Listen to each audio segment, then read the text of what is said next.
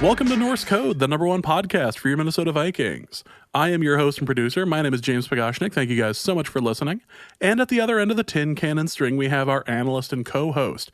You know him from numerous blogs and podcasts around the internet, most notably from theathletic.com. He is Mr. Useful Human, Arif Hassan. Arif, I can't help but think that Deshaun Watson was missing something tonight. No, what could you be talking about? Will Fuller got 100 yards. Did he though? How much of that was in garbage time, and was it 98 yards? Will Fuller got 100 yards. Yeah, so we're good. Yeah, Randall Cobb caught a ball. You got a centerpiece with David Johnson, so it's going to be the focus of the offense. Mm-hmm. Yeah, I don't see a problem. What do you mean? What's he missing? I'm starting to think that the Houston Texans are actually more of just Bill O'Brien's Houston social experiment to see like how many weapons you can take away and still pay the and still have the quarterback show up for work. Like the quarterback's making an absurd amount of money right now, but like if I keep taking things away, I'm curious what he can do. Yeah, like at what point is the quarterback just going to walk, right? Like that's really curious to me. Like a quarterback hitting free agency just because he hates the team that drafted him. That doesn't like happen with a good quarterback, right? Like, no, not typically, no. Because the last two quarterbacks that were big that hit free agency, and I'm not even going to count the first one, Drew Brees, it's Peyton Manning, right? And he didn't hate the Colts. He just had a neck thing, and the Colts were like, all right, well, we're going to get Andrew Luck. So, yeah, long-term solution, Andrew Luck. But yeah, I mean, Breeze was injured, and they had Phillip Rivers to take over. Like a confirmed good quarterback? Yeah, I can't. It doesn't exactly happen very often, but I'm just curious if this is going to be his goal, to just see if I can drive a wide receiver insane, or not just see if I can drive a quarterback insane, being like, I got all this money coming in. This is just an absurd contract, but I don't have anyone to catch the Randall Cobb's corpse is out here somewhere, and I found him at the end of the game. But jeez, they say not to overanalyze the first game of the season or the first week of the season. Let's forget that rule for just a moment. What are the absolutes that we know after this trouncing of Houston? 1, Patrick Mahomes is going to end up as the greatest quarterback of all time. That's a fair certainty at this point. Mm-hmm. 2, Andy Reid is how you run an organization, and by that I mean just hire him. And I'm not saying he's solely responsible. Obviously, that general managing has been really good. But the great thing about hiring Andy Reid is that he can just go find you a general manager. 2, that. 3, probably don't trade away your centerpiece receiver for a whatever running back in like a second-round pick. Don't do that. 4, yeah, I don't know. The Chiefs are going 16-0. Houston's going to play Lamar next week. Yeah. Chiefs have a running back. Chiefs have a running back, it would appear. They've got 2. Yeah. They've got 3 if you count Lamar. But yeah, they got Mark Ingram. You're talking that. I was still talking about the Chiefs, that the Chiefs have a running back, it looks like. Yeah. As from their rookie, that's not a bad little performance. But yeah, the Texans are gonna play Lamar Jackson next week, and 0-2 is not how you want to start that. That is an ugly strength of schedule right there. As guest on this episode's podcast will tell you, 0-2 means you're out of the playoffs. Like he just says teams can't make, like, because historically it's been very difficult for 0-2 teams to make the playoffs. Yeah, but Justice likes to take everything to extremes. And so it means you're mathematically eliminated from the playoffs. Yeah, and nobody wants that. Unless you really, really, really want a new quarterback next year. But, all right, so we'll talk a little bit more about that in just a second, but want to thank you guys so much for listening to this episode of Norse Code. Welcome to the regular season. Welcome to the twice-a-week shows that we'll be putting out. We'll probably only be putting out one bonus episode per week for these shows up on Patreon. But if you would like to access said shows, you can do so in one of two different ways. You can go to patreon.com/norsecode and you can donate there. It's a monthly subscription. You can have access to the backlog of shows that we've put out, or you can go to paypal.me/norsecode as well. I believe the donation is something like $41.98 will give you 12 months absolutely all of the Norse Code bonus episodes from that period of time. So if you're interested in such a thing, just go ahead and drop us a line there, or you can do so at patreon.com/norsecode. Just a quick note before we start about the Patreon stuff. Quick mention that to thank William Hickson III, who says, quote, "I want more swag." Initially, when he had signed up, we were giving out a large number of items, including the Lego Christian Ponder set that I did give to somebody. And I haven't, they were going to send some like claymation style video, I think they were going to do with it. And I never got that. So if you are still a listener of Norse Code and you have the Christian Ponder set, I am still waiting the multimedia content that you promised to provide us. I recommend a recreation of the play where Christian Ponder stiff-armed Lance Briggs, I think it was. Question mark? Yeah. Yeah. It was a Bears linebacker, and it was hilarious because it was like his most impressive play. But also, like, it's probably telling that that's his most impressive play. Yeah. Canceled my membership and restarted a different one. I'm greedy that way, and I'm still not happy I missed out on the Legos. Well, sorry, William. If I come across another one of the Christian Ponder Lego sets, I will find a way to send it over to you, sir. But I'm afraid those are incredibly rare. Almost as rare as a win from Christian Ponder. Also, just want to thank Wilhelm Grofty. I hate mispronouncing your guys' names, but just want to thank Wilhelm for joining us on Patreon as well. So before we hit the week one preview stuff and talk about the injury to Daniil Hunter, about the game, about the game between Houston and the Houston Texans and the Kansas City Chiefs, there were a few things that stuck out to me, and the very first one is that the television show kept showing the unity scene of everyone at midfield, arms linked, social justice awareness, whatever, and the crowd booing. Now, when they were re-showing it, they weren't showing the booing. They weren't airing the booing with it. They were just, showing the picture on the screen and leaving out the audio of it.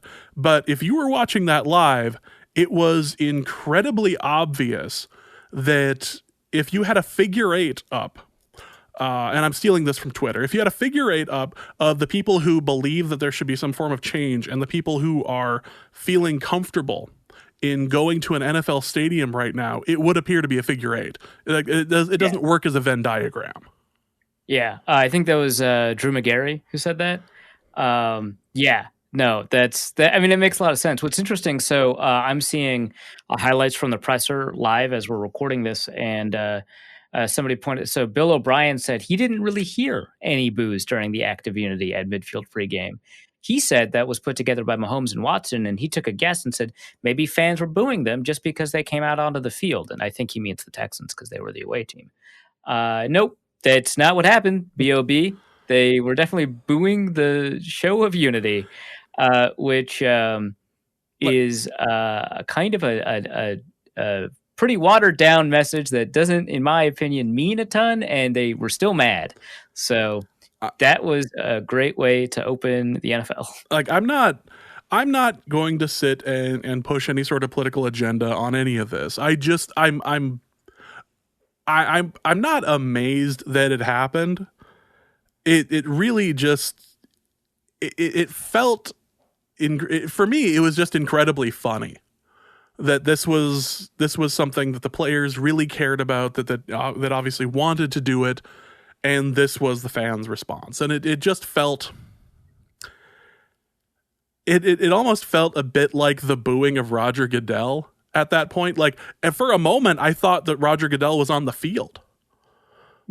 Like this was going to. That would have been much more like explicable. He would have been like, "Oh yeah, no, I get it." I Okay, told you. Listen, if Roger Goodell was going to be on the 50-yard line in the middle of that sandwich, in the middle of all of those people, and people were booing, he could have just said, "Listen, the people are used to just booing me whenever they see me at the draft." So I was that would have been actually a really good cover. That would have been a great way to take it. Like, Roger Goodell could come out in the middle of that field, provide conclusive proof that he had traveled back in time and personally ended slavery, and everyone would just be like, "Boo!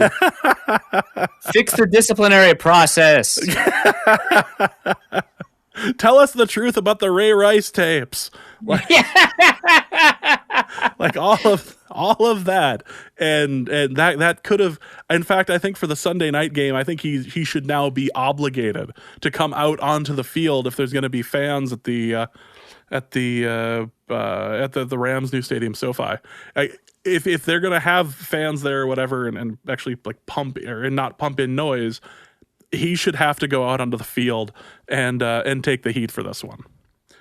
If you are going to absolutely hug the ever living crap out of the visage of Kaepernick kneeling now, years after he was kicked out of the league, in quotation marks, because you apparently can't confirm that it was colluded against or anything else. But if you are going to wrap yourself around the flag of Kaepernick now, after what's happened over the last 4 years, you should have to be on the 50-yard line for the unity ceremony and just sit and take those boos on the chin.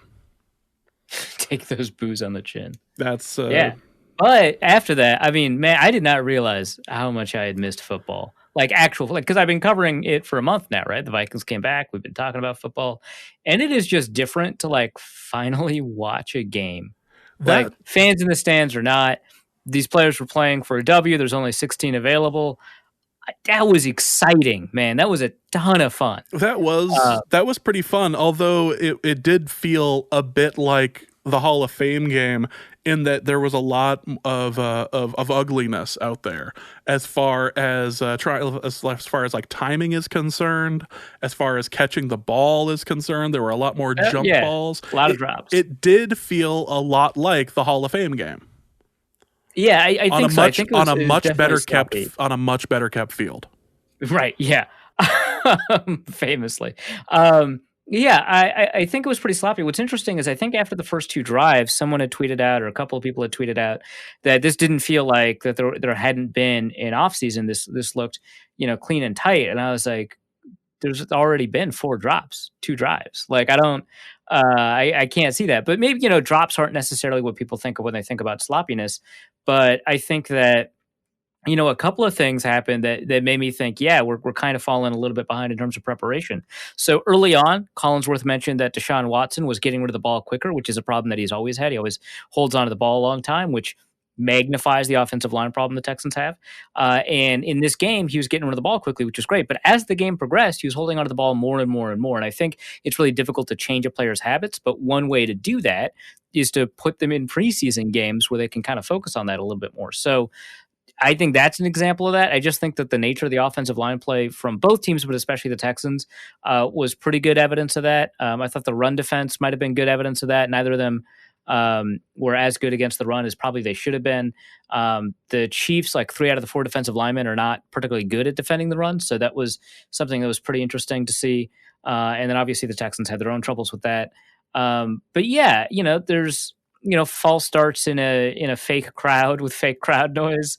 Titus Howard's technique kind of regressing to his college tape as opposed to what he was able to do as a rookie. I think that there was stuff where, you needed practice to ingrain in good habits, and that didn't happen. So yeah, I thought it was sloppy in a couple of respects. Even the refs, they missed that egregious false start. Against the Texans, who, at least they were able to take advantage of that and score. But like, yeah, man, everybody's playing. It was better than, like, the Hall of Fame game is a good analogy, but it was better than the Hall of Fame game, and better than some preseason games. But it certainly didn't feel like an opening game. Like, I remember whatever Thursday night game that opened for Dallas where what was it? Kevin Ogletree got like 3 touchdowns or something crazy like that to open the season. And I was in the middle of a fantasy draft and he went like 5 rounds early because people were watching the Ogletree performance live and they were like, whatever, I'm going to draft him now. Um, that was a good game. There have been some pretty good opening games, but this didn't really feel like that. And let's be clear. The opening game where the champion comes out to play the first game of the year, they don't exactly have the greatest history. Like, this is a game that catches teams. You've seen the Patriots lose even last year. You saw the Patriots lose to someone for the first week of the season. So this is a game that the champions can lose. But if this game is any indication as far as how the defenses are going to kind of handle themselves, or even as far as like successful offense, it would appear that having a decent running back and being able to check down to a tight end is going to mean something for you moving forward, or at least for the first couple of weeks while the defenses try to figure out what they're doing and while the offenses try to figure out their timing. Yeah, no, for sure. But yeah, I guess that's where we are. So it'll be kind of a fun couple of weeks while teams figure it out, especially timing based offenses like the Rams, to some extent the Vikings, although because they do so much bootleg, it's a little bit less true. The Patriots, in theory, I mean, there's this understanding of Cam Newton that he just likes to freelance and throw it deep, but he's been best in timing oriented offenses, and the Patriots run that. So I kind of want to see if the Bucs will be a timing oriented offense under Tom Brady, or whether or not they'll be closer to the Arian stuff. Obviously the Saints. So we'll see if those timing oriented offenses aren't as effective early on. And what's really interesting is that the Saints are a team that are really effective for the first 12 games of the season, and then they tend to drop off as Drew Brees kind of drops off a little bit.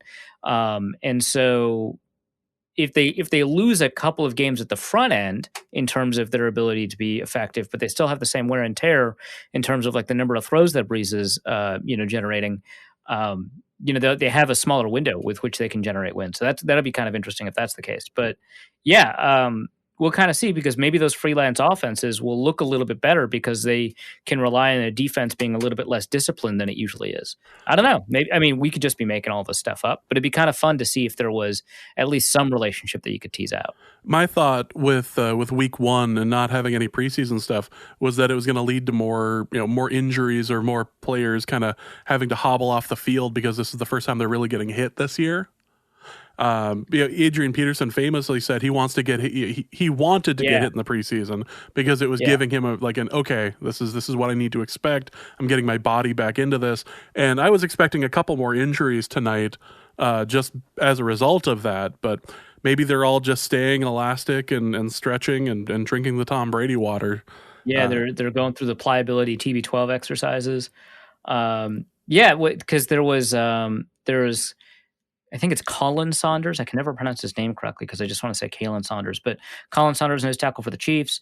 Duke Johnson, running back for the Texans. At one point, David Johnson was also being looked at. But other than that, I don't think there were any injuries in the game. And, that rate of injury is somewhat normal. You want to see 0, right? But that rate of injury that they had in that game was within the realm of expectations. So that was good. Yeah, admittedly I was expecting a little bit more from that, and I was pleasantly surprised. Also, being the Bucs offensive coordinator, who I believe is Byron Leftwich, ? This year, is that a bit like being Childress for when Favre came to Minnesota? Not quite. Not as much. Actually, Leftwich did take over play calling in Arizona when he was in Arizona. I think with Rosen, I want to say, right? And for the first half of the year, whoever was the offensive coordinator, Mike McCoy, I want to say, was just not doing it. And then they gave it over to Byron Leftwich, and he actually was the team was bad, so it kind of didn't matter, but he was actually a pretty good play caller. And so I think actually in a world where it's, not Brady, but I think they'll actually have a more collaborative play calling effort between Arians, Leftwich, and Brady. is as opposed to Peyton Manning, Adam Gase, Brett Favre, Brad Childress. I think the offensive coordinator matters. I think it's not just the head coach doing stuff, and it's not just the quarterback deciding, I'll just do my own thing. I think it's going to be a true collaboration because Leftwich has indicated, at least to some degree in the past, that he actually has some talent for this. Yeah, it really does end up kind of showing the main differences between the two types of quarterback here. There's Brady, who actually requires more of the play, and then there's the I just know everything about everything when it comes to Peyton Manning and Brett Favre. Brett Favre just has more trouble ignoring the bad things that he sees as, I can make that work. Yeah, I just do that. Yeah. I found myself watching the episode of Kenny Mayne's thing on ESPN, and it was an older one. It was when Jared Allen had made some terrible backwards lateral, and Brett Favre was making fun of him, and even Brett Favre went on there and went, "I'm responsible for some of the dumbest plays in the history of football, but even I thought that was a terrible idea." That's good. That's one thing about Brett Favre is that he doesn't take himself too seriously, and it's fun. Like, if I hadn't watched him for so long in a uniform that it kind of made me vomit a little bit growing up, he would have just been a super fun personality. Like, I'm confident I would like Aaron Rodgers if he didn't play for the Packers, right? But Favre, he's got that kind of personality where it's kind of easy to just be like, nah, good old boy. he actually, the really annoying cliche about he just looks like a kid having fun out there was kind of true. And it's kind of like, watching Deshaun Watson play, right? When things are going all right, by the way. Whereas just he's clearly just enjoying himself and he doesn't take himself too seriously. Yeah, I can't wait to watch the last 2 years of Aaron Rodgers' career after he signs somewhere else outside of Green Bay. That'll actually be kind of entertaining to watch, him look more human, maybe even get a bit of a tan or something, just feel something back to his California roots. Yeah, when he plays for the Jets, or Buffalo. Yeah, right. I am kind of curious because Brady is fueled by having a chip on his shoulder, which is a form of spite. Manning and Breeze, it's kind of difficult to figure out if they're fueled by a particular specific emotion. I don't think they are. But Rodgers is fueled by spite, and Favre is fueled mostly just because he likes football, which is not to say he doesn't have a little revenge in him, right? Because that was obviously the reason he signed with the Vikings, and it said basically it's a little bit extra special going up against the Packers. So it's not but Rodgers would clearly fuel himself on spite if he plays for another team. That would absolutely happen. And I'd be kind of curious to see how effective a fuel that is for someone like him. That'd be fun. Because Brady's just I was drafted in the 6th round, and he doesn't listen to anybody who's that was 20 years ago, relax. And he's no, I was drafted in the 6th round. I got to prove that was a mistake. And everyone's no, it was. We all agree. You have proved this time, and the near perfect season was probably just about enough.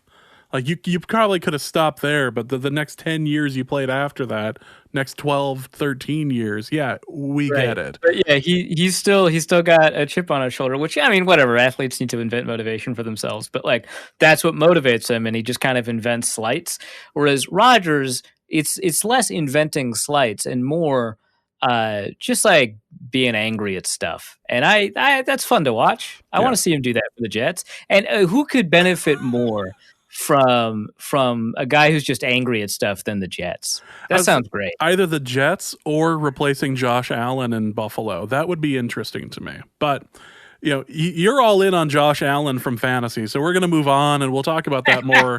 We'll talk about the fantasy stuff in the mailbag, because let me tell you what, stacking 4 fantasy drafts back to back to back to back was one of the dumbest things I have ever done involving this show, and I absolutely hated myself afterwards. I barely knew my own name. It was not a positive. But let's get into the actual show itself now that we've spent the last 20-ish minutes talking about everything else but Danielle Hunter. So Danielle Hunter is on IR. The IR restrictions involve the next 3 weeks because of COVID.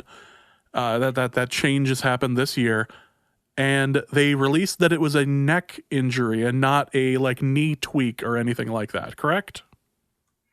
So they didn't release it. Courtney Cronin reported that it was a neck injury of some That's sort. right. So yeah, so Zimmer said it was a tweak, and was it this show or maybe another show where we were just trying to figure out kind of what that might mean? And no, I did it off air on a different show, but I was like, tweak sounds kind of like a hamstring. I don't know, and it was off air because this is like speculation, right? We couldn't possibly know, so we didn't want to air it. But it was like, it sounds like it might be a lower body injury because when people describe hamstring tweaks a lot, it turns out to be a neck.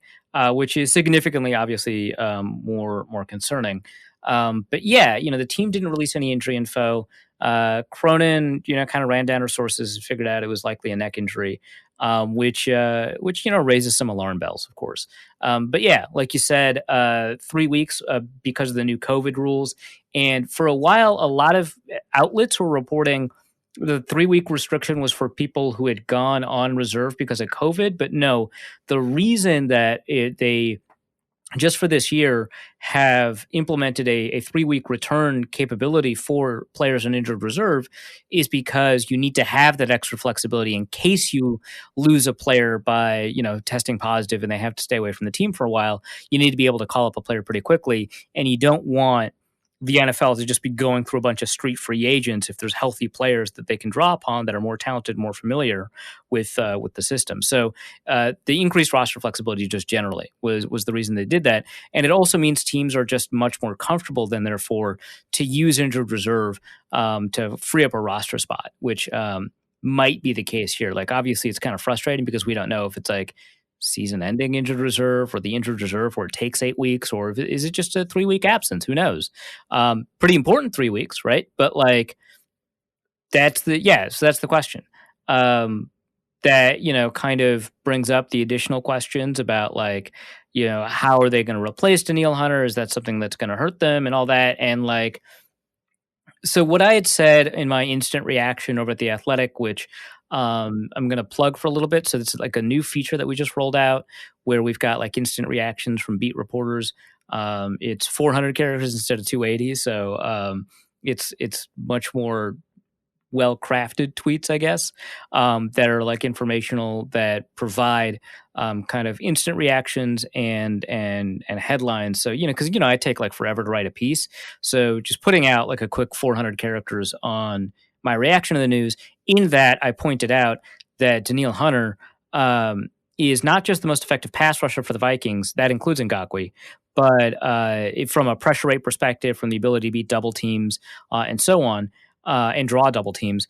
So not only is he the most effective from pass rush win rate, pressure rate, sack capability, etc., but he's also probably their best run defender, at least on the defensive line.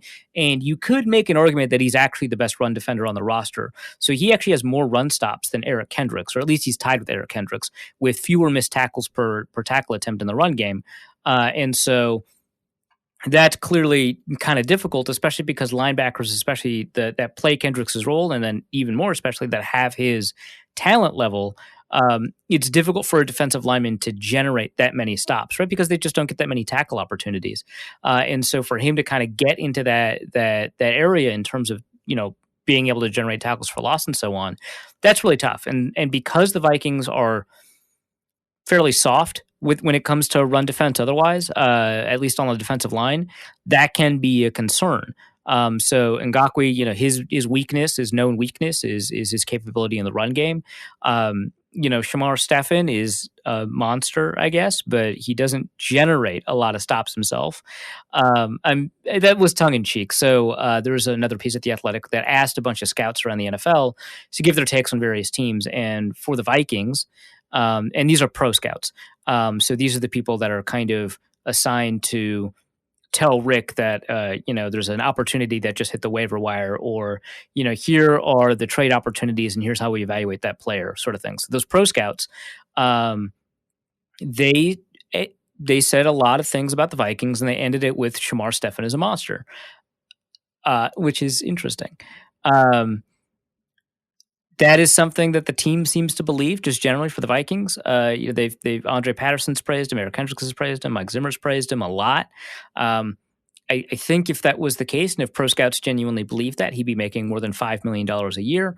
But all that aside, Shamar Stephen is useful in the run game insofar as he generates double teams. He doesn't do that in the pass game. We've got pretty good data on that. And in the run game, I would say that is a little bit inflated in terms of his ability to kind of hold on to those double teams. But it also means that he's not generating a ton of tackles. So you're not getting that from him. Jaleel Johnson will have to have improved as a run defender, but given what we know about him now, even projecting improvement, which I think he did based off what I saw in camp, he's just not a great run defender. And so now those three, and then you go to Fadi Adenabo and Hercules Mataafa, they're pass rush specialists when they're on the inside. And Adenabo is an okay run defender on the outside. And you expect power rushers to be better against the run than Adenabo is, but he's okay. But yeah, Hunter is, along the front four, their best run defender by a substantial margin. And so you're losing a lot of that too. And the Packers have clearly invested in the run game a lot. Like they got a third-round running back or a second-round running back and a third-round run-blocking tight end. And they've got 3 starting quality running backs on the roster. So it seems like that's something that they're willing to try and exploit. So those are the concerns. Obviously the Vikings are going to find various ways to generate pressure. By the way, so this upcoming episode or the upcoming interview with Justice, Hunter had not been announced to the injured reserve at that point. So take some of what we said with a grain of salt, given all of that. But they're going to have to manufacture with like blitzes. We're probably going to see some A-gap stuff. We're probably going to see Anthony Barr coming off the edge a little bit. We're probably going to see Harrison Smith blitz a little bit more than we would have. And I thought the Vikings showed a lot of blitz looks in camp a little bit more than we're used to. And maybe that's a Dom Capers influence. Maybe they're testing new things out. But that seems like something they would need to rely on in order to generate pressure over the next couple of weeks. Yeah. So speaking of which, we brought him on. And nothing has broken yet, although I'm going to have to do some editing to make sure that the 2 attempted recordings of this interview are pieced together properly. But this is, it's time to go to an interview with Norse Code's least valuable player, Justice Mosqueda. Those of you who have been fans of the show for years are aware that every time he is involved, some horrible tech issue proceeds to befall Norse Code and affects it for weeks. He's Norse Code's he's Norse Code's house guest that leaves a mess, and then we're still finding things 2-3 weeks afterwards. So, but this is a Packers preview with Justice Mosqueda that Arif taped earlier this week. I believe the same day that it was announced that Danielle Hunter was moved over to IR for at least the next 3 weeks. So we're going to go to that interview recorded earlier this week. All right. I'm here with the least valuable guest we've ever had on the podcast, Justice Mosqueda, who normally we'd say some website he's affiliated with, but he's gotten fired by everybody he's worked for. Where can people find your work? Twitter.com/Jumosk. Yeah. Well, we'll see. We'll see how that works out. But yeah, currently out of a gig right now. You guys get a kick out of this. All right. What? No, I didn't bring you onto the podcast to make fun of you, dude. That would be rude. How's it going, man? Are you on fire yet? No, they did evacuate places like 30 minutes from me, though. So we'll see. Oh, okay. So yeah. You got your phone alerts on and all that. Yeah, I mean, I think they just send it out to everyone. Oh, okay. Well, don't burn down until after we're done recording. And also remember, because we're using Zencaster, you got to keep the tab open so that it downloads. So if you got to evacuate, pack your laptop last. All right. Done and done. We already had to switch to laptop number 2 because I couldn't figure out audio setting. So. Yeah. Cool. Yeah, let's talk about the Packers. I guess we could also talk about the Vikings. That's less interesting. 53 man. Do you know who's on the Packers roster? I don't know how much you pay attention to the team you follow. Yeah, I know who's on the roster. A couple of them surprised me a little bit, like Malik Taylor making a wide receiver. Yeah, it's the first one I wanted to talk about. Who is Malik Taylor? He was a guy who was on the practice squad all last year, and he was a UDFA. So he must have had a good camp. I mean, I wasn't down there, so I couldn't tell you about that. But I mean, so he's Adam Thielen then. I mean, we got rid of Kumaro for him. So he must be. That's He's our right. next Yeah. Janus. Yeah.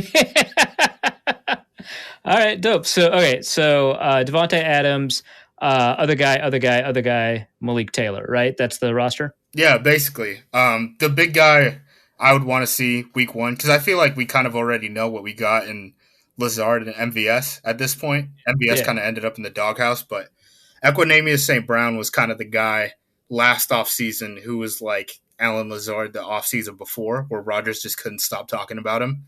And then Equinemius St. Brown got hurt. He ended up spending like his entire rookie year on IR.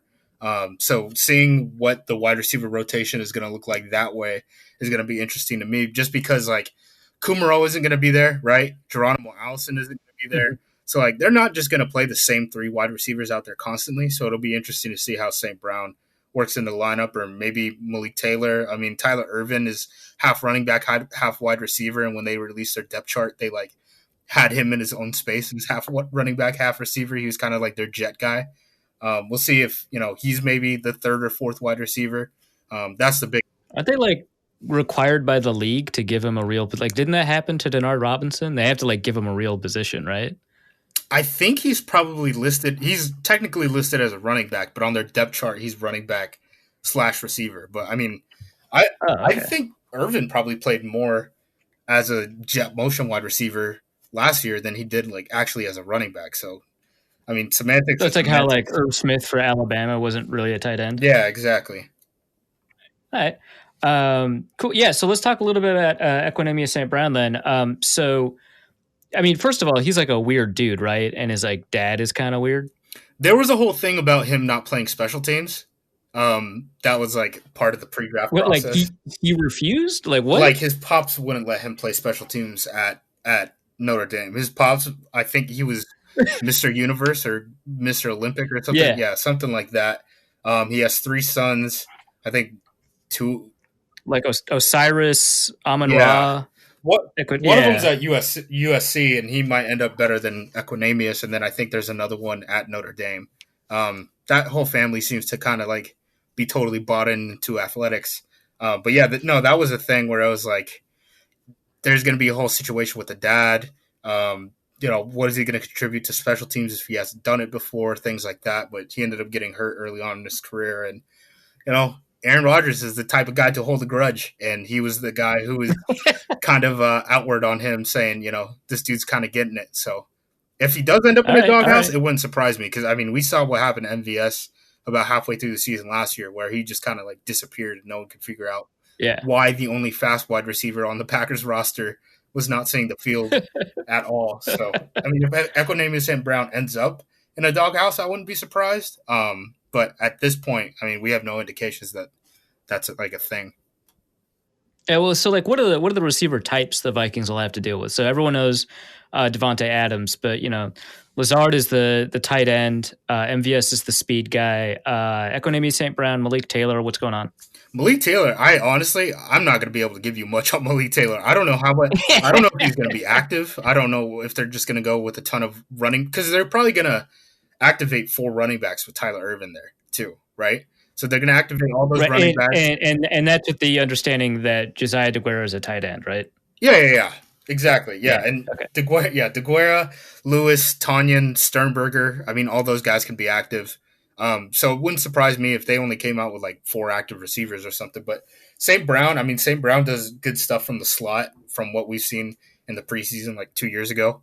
And what we've seen in college film. I think he's more fluid than any receiver on the roster other than maybe Adams. But definitely not the speedster that like MVS is. Like, he's not going to take the top off of defense. That's just kind of MVS's role. And he's really the only guy, as far as I've seen, that's been able to do it, unless Malik Taylor just had crazy camp videos or something that I missed. Yeah, I mean, anything's possible. I'm Googling him right now. We'll see what we can find out. We'll report back later. Let's talk about that offensive line. So we have no idea who's starting at right tackle, but kind of doesn't matter, right? I mean, I've seen Billy Turner block. I think it matters a little bit. I'd rather have Ricky Wagner out there, but I mean, people are going to make. Is it Ricky Wagner or Rick Wagner? I keep saying both. I don't know. Okay. Maybe it's Richard. I don't know. So Richard Wagner, Slick Dick, has not been good in Detroit. And have you watched any of him in Detroit, or were you just like bought in on Ravens' version of Ricky Wagner? No, I mean he's a guy who should be a swing tackle in this league.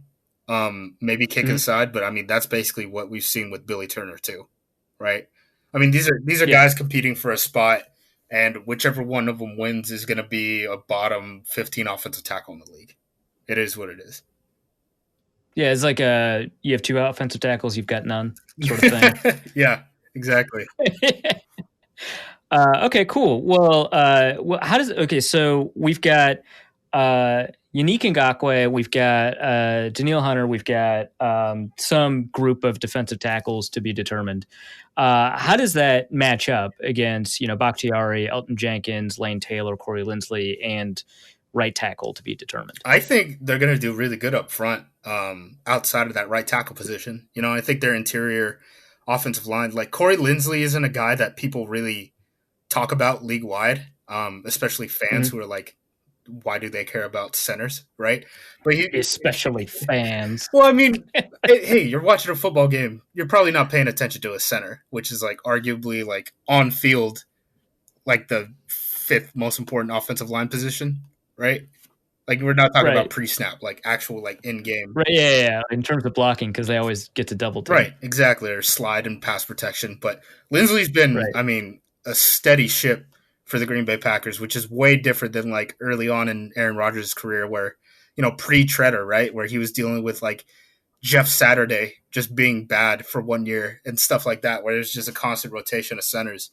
Linsley's really good, and then Elton Jenkins, like, for a rookie guard, I mean, we've been spoiled recently by guys like Quentin Nelson, but for a rookie guard, Elton Jenkins just did amazing for a guy just stepping up, having to be ready to play immediately and just doing well as a rookie. So I wouldn't be surprised if they win on the interior, and Bakhtiari is who Bakhtiari is. Great run blocker, or a great pass blocker, a little iffy run blocker. He struggles with length, but right tackle is really going to be the position where, like, if this is lost by Green Bay in the trenches, it's probably that matchup. Yeah, that makes sense. Are you worried about Everson Griffin has been actually surprisingly effective against Bakhtiari historically, right? And that's a relative term, right? Because Bakhtiari is the best tackle in the league.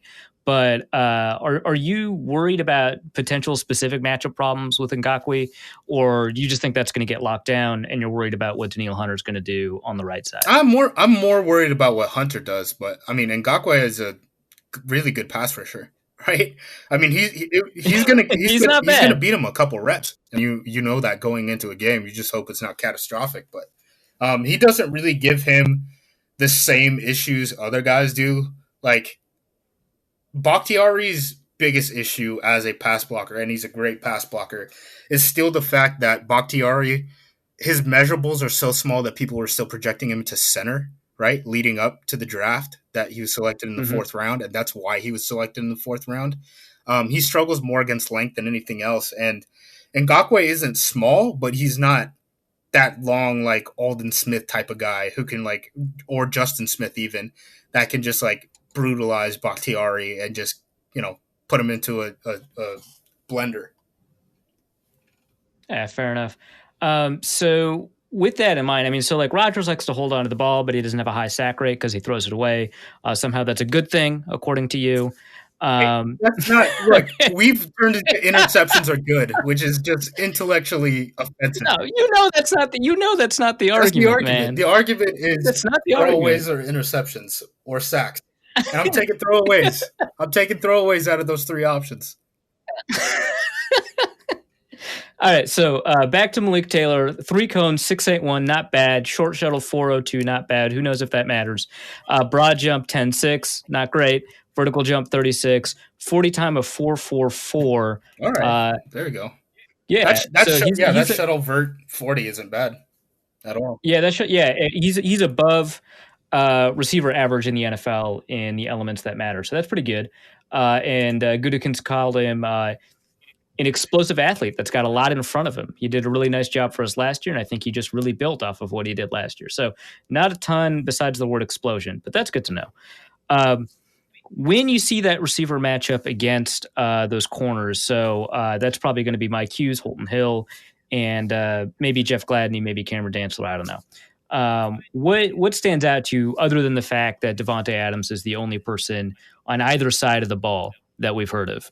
When I think of the Vikings secondary, I mean, you probably know this, covering the team day in day out. That's a lot of youth. That is It's a lot of you. lot of youth, a lot thrown at these guys. I mean, Dantzler was a guy that I liked coming out relatively. He's kind of a longer guy, right? Like Holton Hill's like the smaller guy who's just amazing at coverage. He's just consistently finds himself in trouble. But I mean, those are guys who are.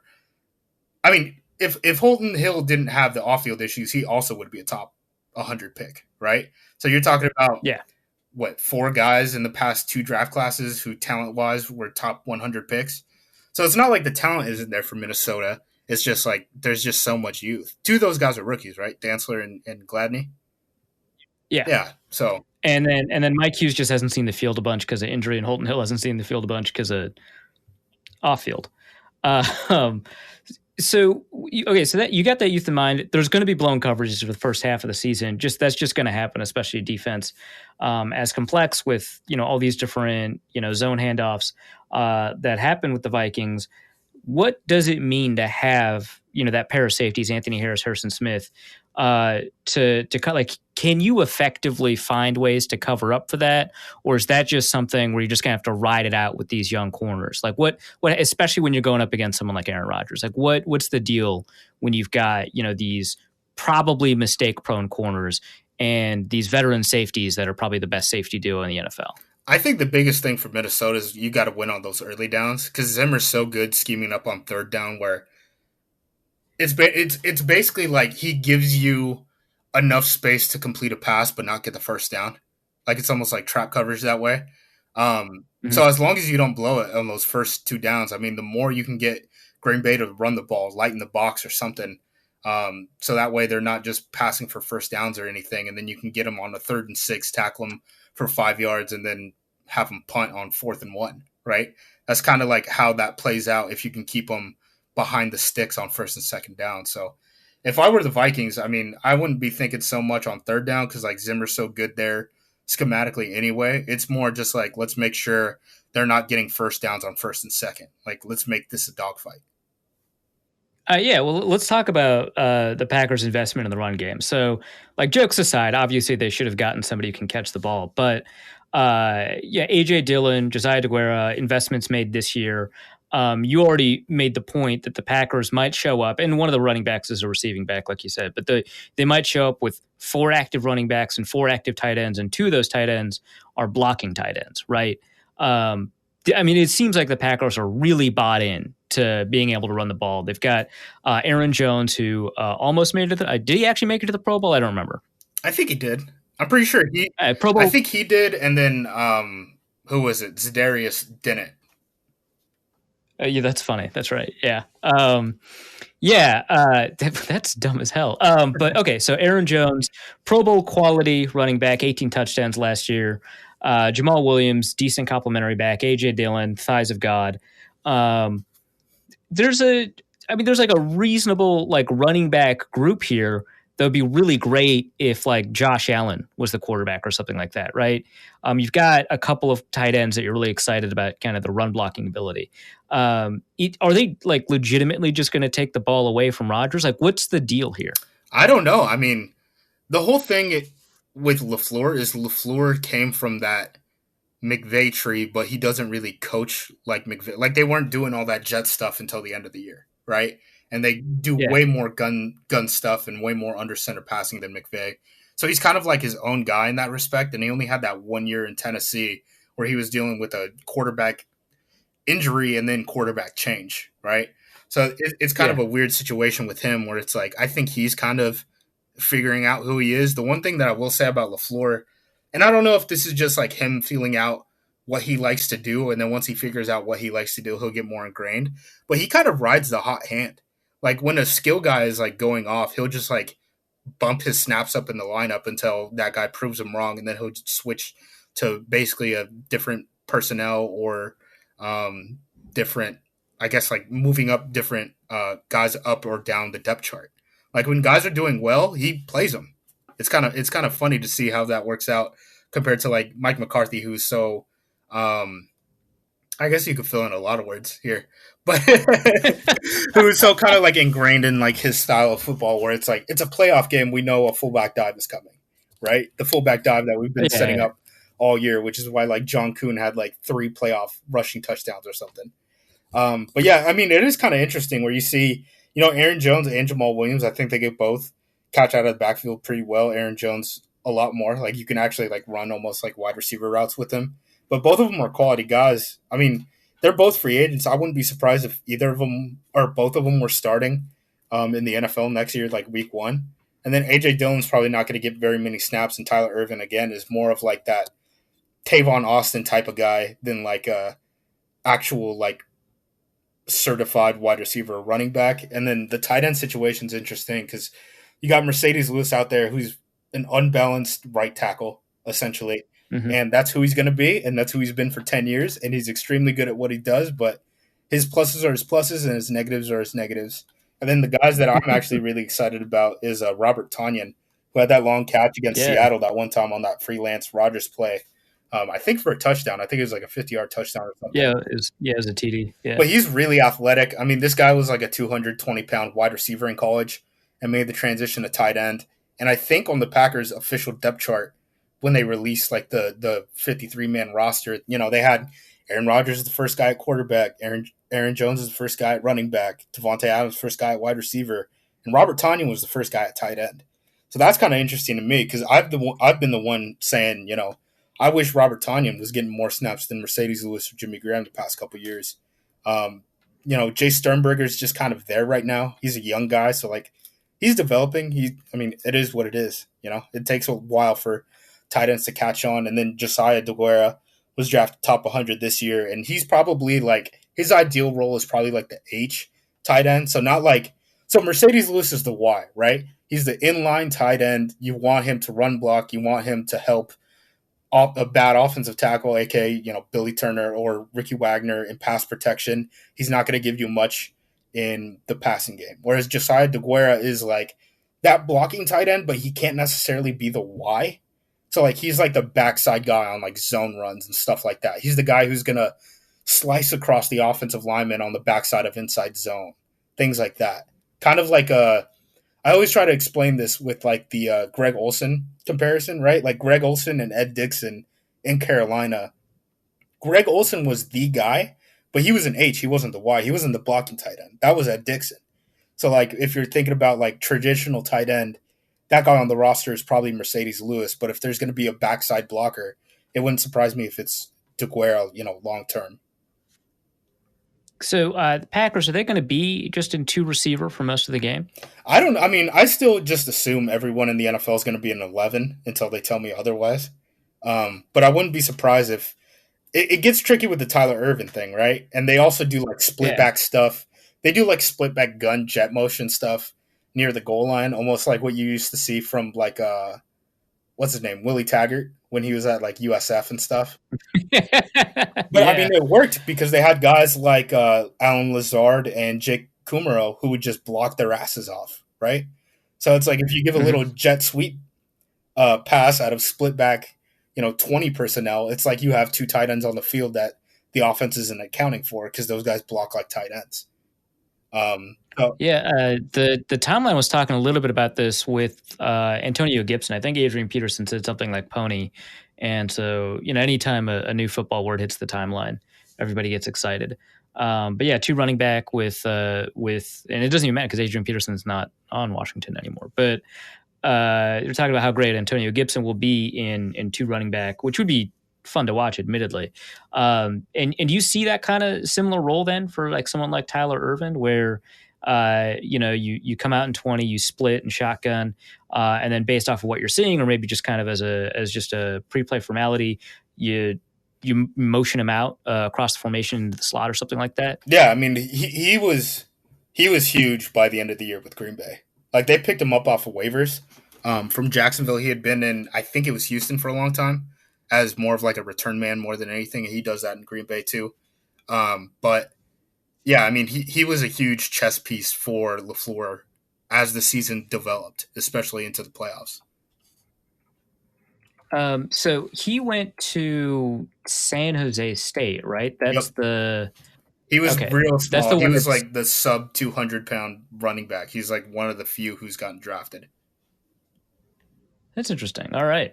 Yeah, cool. Well, let's talk a little bit about Rodgers. Is he washed? He's not who he used to be. It is what it is. Like the thing is where people are like, yeah, Rodgers got to go right now, and I'm like, I have seen how the NFL has developed quarterbacks since the CBA was negotiated in 2011. Like the bar Rodgers set was pretty high, and he's not meeting up to it anymore. But I mean, we're talking about a rookie, right? Come on, let's be real here. We're talking about a rookie. He's probably like an average starting quarterback at this point. What are you talking about? Tim Boyle's not a rookie. He's been around. I know he's QB2. Yeah, we drafted QB3 first round, Yeah. RB3 second round, and then like tight end 3 or 4 in the Yeah. third. Yeah. Yeah, this is a great draft, man. Yeah, goodness gracious. Well, at least we're gonna pay a running back a ton of money soon. So yeah, no, I'm really excited to see which NFC North team is going to race to pay the running back too much. It's going to be all of them, but this will be exciting. Yeah, so Rodgers isn't who he used to be. For someone like Peyton Manning, when he fell off, he just fell off, right? But a lot of quarterbacks seem to kind of fall off gradually. Tom Brady is a good example. Aaron Rodgers seems to be that example. Drew Brees secretly, I think, is that. And then we saw that with Eli a little bit too. Like he was not a top quarterback, but he fell off kind of gradually. Whereas then you've got your Peyton Mannings, you've got your Brett Favres, where the end is just the end. And so Rodgers seems to be falling off gradually. So he was the quarterback. He was the best quarterback in the NFL for, I want to say 3 years, but because people remember those 3 years really well, they considered it like 5 years. Now, where would you put him? Even knowing like, hey, his production doesn't reflect his talent because he's got this like weird receiver problem. Where would you put him just kind of generally? You don't have to like name everybody who's above him or below him, but like top 10, top 8, top 5, top 15? No, anywhere from that like 10 to 14, I probably think is fair. Like if I were going to draft a quarterback for the year, I would probably have him somewhere around there. And I think so 10 to 14. Yeah, I was going to say like the big thing with those guys that you were talking about where you're like they just fall off a cliff. I think of Peyton, right? Obviously, and then like a guy like Carson Palmer. The reason for that is like, hey man, their arms just fall off. And once your arm falls off, it's done. And I think that's kind of a thing we see with Breeze. Like it's not a thing that'll necessarily show up on the stat sheet, but like Breeze after Thanksgiving, I always make the joke like his arm just dies. Like that's why I said secretly Breeze. Yeah, because his December is like Phillip Rivers used to be. Yeah, and it's the arm strength thing. So like we haven't seen the arm die from Rodgers very much, right? And his athleticism is still there. So like the things that made him good, like from a physical standpoint, haven't fallen off, right? So I wouldn't expect a big drop off unless we start seeing that, in season this year.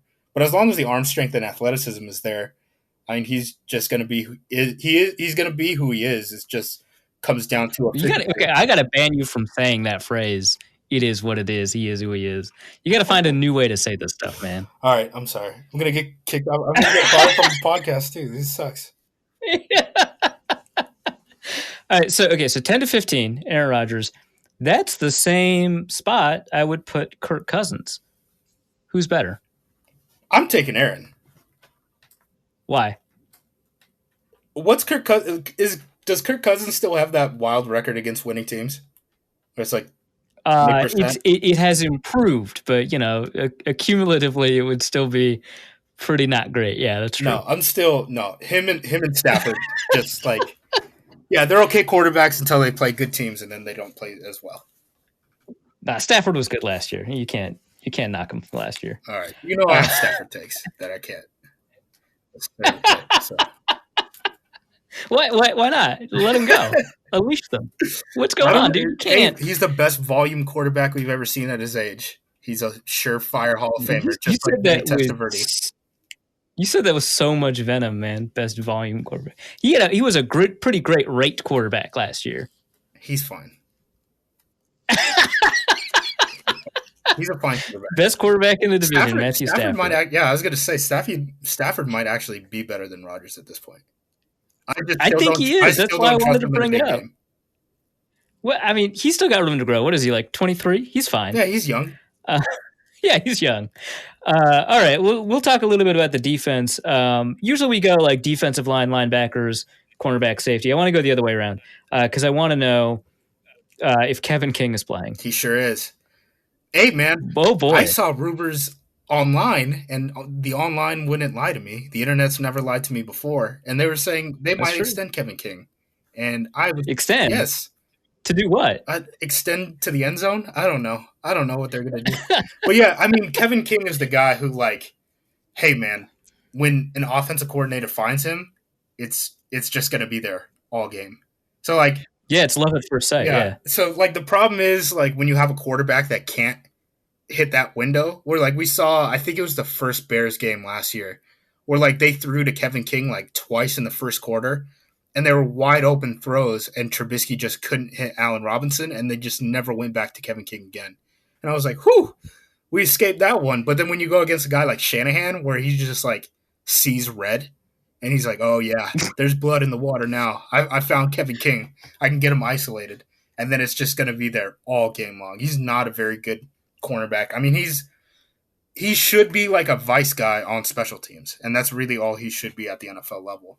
So that Trubisky game, correct me if I'm wrong, Kevin King is the right-sided cornerback for the defense, right? Yeah, for the most part. So he plays on Trubisky's left side. You're not wrong. You're not wrong, Coach. All right, cool. What's the deal with Josh Jackson then? Josh Jackson just hasn't found a role. I mean, this is a heavy man team, and he's his own cornerback. He's a pure zone corner. Yes. I was wondering why the Packers. I mean, he's a wide receiver who converted to cornerback and then played zone cornerback at Iowa. I mean, it's just a square peg round hole type situation. I feel kind of bad for him. I kind of hope he picks up with someone else on his second contract or something, because I thought, athletically he's not the best, but instinctually, he knew how to get after the ball in college, and he's just not in the right system. Yeah, you get all those picks in the Big Ten. Yep. That is too bad, honestly. I don't understand what they envisioned when they picked him. I think they were just like, hey, man, we're just going to keep taking DBs until we figure it out. Well, I guess that it worked. The first, yeah, okay. Yeah, all right. Still need another corner. Right, yeah, but, you got one. Well, actually, let's talk about Perry. I'll talk about Jair Alexander in a second. Let's talk about Perry Nickerson. He's a speed demon, right? Who is he? What does he do? I'm not sure. It says he's... You have no idea. Okay, cool. Yeah. Okay, so I guess we should move on to talk about Jair Alexander then. So when the Vikings weren't in play action, when they were just engaging in straight drop back passing, Kirk hasn't actually been bad historically, but he was not just abysmal in play action against the Packers, he was also bad in straight drop back passing, and a lot of it seemed to stem from actually our friend Derek Clausen wrote a piece over at Zone Coverage about the heavy use of press coverage from Jair Alexander. What makes him so effective at press, especially against receivers as talented as Stephon Diggs and Adam Thielen, and Thielen might have the best release in the NFL among receivers. So how was it that the Packers were still able to cloister the Vikings that much? I'm not really sure, but the one big thing about play action against this Packers team is Pettin is sending so many bodies into the box to disrupt the passer that when those guys are thinking, oh, it's a run, and then they realize, oh, it's a pass, they're not doing I'm moving 3 feet forward and then trying to go back 3 feet to drop into my zone. They're just pitting back to the quarterback. So by the time Kirk Cousins gets his head around, I mean, there's guys in his face, right? I remember that happening. The one thing that I'll say about Jair is Jair kind of at the end of the year, he's built like a slot corner, but he does not play in the slot. Chandon Sullivan's probably going to be their slot back. But guys who were bigger bodies and had length and stuff were kind of giving him trouble. Like when they just kept throwing Debo Samuel at him and stuff like that. Like those guys give him more issues than the route technicians more so. So that'll be interesting to see how that matches up with the end of 2019 season. That's cool. I don't think the Vikings have a single guy like that. So I mean, Thielen isn't small, right? yeah, he's not small. Yeah. He's not small. But like everyone is like Tajay Sharp's their biggest guy. I don't even know if he'll make it to week 1. But they're all like 6'1" is the things. Like BC Johnson 6'1", Thielen 6'1", Jefferson's like 6 feet 5'11". But Debo's not that much bigger than those guys. Like we're not talking about like Mike Evans, right? Yeah. Like we're just talking about a guy who's probably closer to 205 than 190, 6'2" and is physical, right? Just doesn't play small. Yeah. Yeah, Thielen plays pretty physical. That's true too. Yeah, okay. So that matchup is kind of a little bit up in the air then between Thielen and Alexander. So obviously, if you pit Adams against any of those Vikings corners, that's going to be a better matchup than Thielen against Alexander. I don't think there's much question about that. But who would you take most of the time between Adam Thielen and Jair Alexander?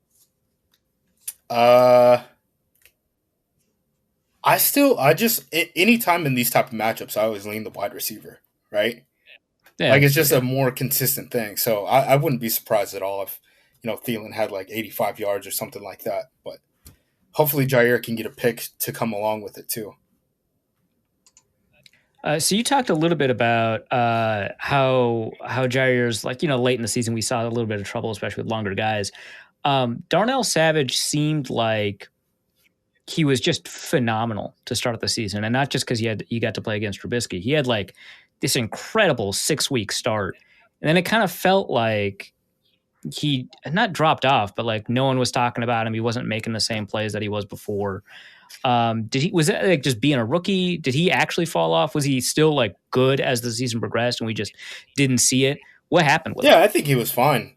I actually really like his skill set in this Penton type of, man coverage type defense, because he moves like a cornerback.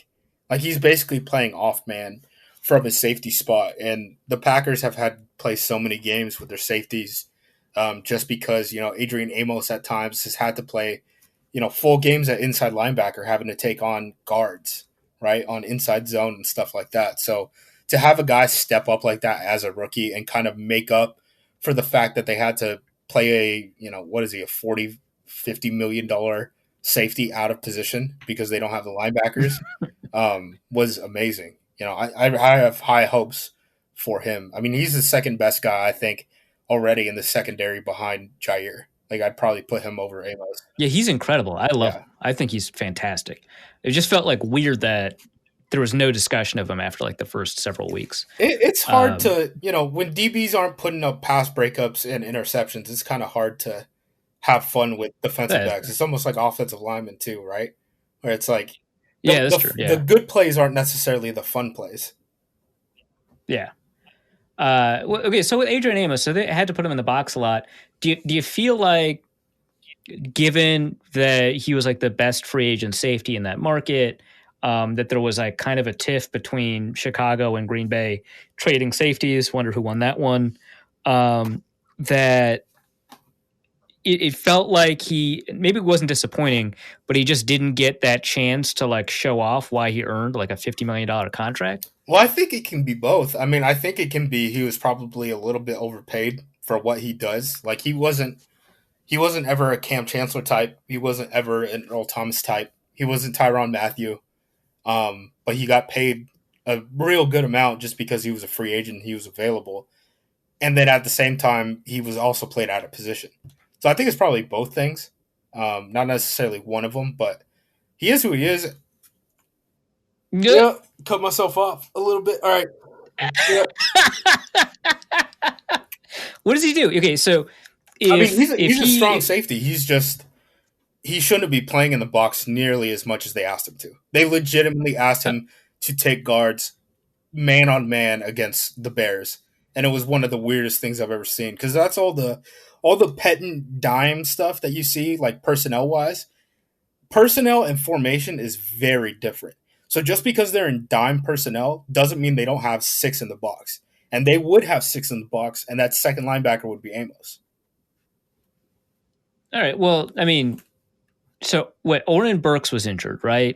And I'm trying to remember because it wasn't just Blake Martinez. And was Christian Kirksey on the team? No, they signed him as a free agent. They had what's his name? They had Joe Thomas, Goodson. The other one, right? No, they had Goodson. Yeah. Joe Thomas has been off the team for like 2 years. He was kind of like their dime linebacker in like pressure package situations and then played special teams. I kind of think that's Oren Burks' best role. I don't think Burks. Yeah. I mean, I'd rather have Amos. He's a super athlete, but he's not. I'd rather have Amos taking on guards than Burks. That was going to be my next question. Who'd you rather have taking on guards? Yeah, the big question is going to be I'm spacing on his name, but the linebacker from Minnesota they drafted in like the 5th round. Yeah, Kamal Martin. He's on IR. Good job. Oh, goodness. Did that happen today? He made the 53. Yep. Okay. I don't feel as bad anymore. Yeah, he needed to make the 53 in order for him to return within 3 weeks. All right. I get what you mean. So I guess the big question now is Ty Summers. So we went from 2 questions to 1. Ty Summers, can you play football? Because I'm not totally sure. Because he didn't play at all last year. Like, he might have played like 5 snaps, but he basically did not play his rookie year. Well, I mean, 7th round pick. I mean, he made the team last year. That's pretty good, right? We're talking about Green Bay's linebacker situation. This is like UDFAs might be able to sign here. Yeah, so the inside linebackers currently are Oren Burks, Christian Kirksey, and then Ty Summers, and that's it. It looks a lot like the Minnesota safety situation, except there's one more linebacker than there is safeties in Minnesota. Kamal Martin's they're probably gonna take advantage of the fact that you can return people after 3 weeks or something. I actually have no idea what the nature of his injury is. I just know he's on injured reserve. But it sounded like he was making waves in Packers camp, right? Yeah, people were pretty excited about him. And hey, man, again, this is Green Bay Packers linebackers. Like, AJ Hawk was here forever. Like, Desmond Bishop and Nick Barnett are like the best Packers linebackers I've seen in my lifetime. And Christian Kirksey might be 3rd, right? He hasn't even played a game yet. So, yeah, I don't know what we're doing here. But Blake Martinez had so many tackles, dude. What are you talking about? Oh, yeah. Oh, he sure did. Go watch every run highlight against San Francisco last year, and you'll see Blake Martinez's head just spinning. I was baffled by the fact that the Giants signed him to like a $10 million per year contract. That's insane. That's $8 million a year too much. The Packers weren't really going out of their way to hide him, right? No, like it just felt Blake like Martinez was crying in the locker room at the end of last season too, because he was like, "Yeah, this is probably my last game in Green Bay." Jeez, man, that's rough. They're not trying to bring you back, and then the Giants gave him $10 million. The linebacker market has basically exploded since C.J. Mosley signed that contract, though. Like, I don't even know what we're doing with linebackers, where it's like everyone. Well, so Anthony Barr signed an edge contract with the Jets. Everyone was like, okay, well, but he's a linebacker, so that's the linebacker market. And then C.J. Mosley signed it. Anthony Barr backed out. The Vikings promised he'd get to rush the passer. They lied again. And C.J. Mosley just got to pick up that contract, and everyone's like, well, I guess that's what we pay linebackers now. Yeah, it just doesn't make sense to me. I don't understand. Like, we have the rationale to be like, all right, every quarterback, even if they're young and talented, isn't Patrick Mahomes. We're not going to give him a 10-year contract. Whereas linebackers, it's like, oh, linebacker market went up. Got to pay linebackers now. Doesn't make sense to me. Linebackers now.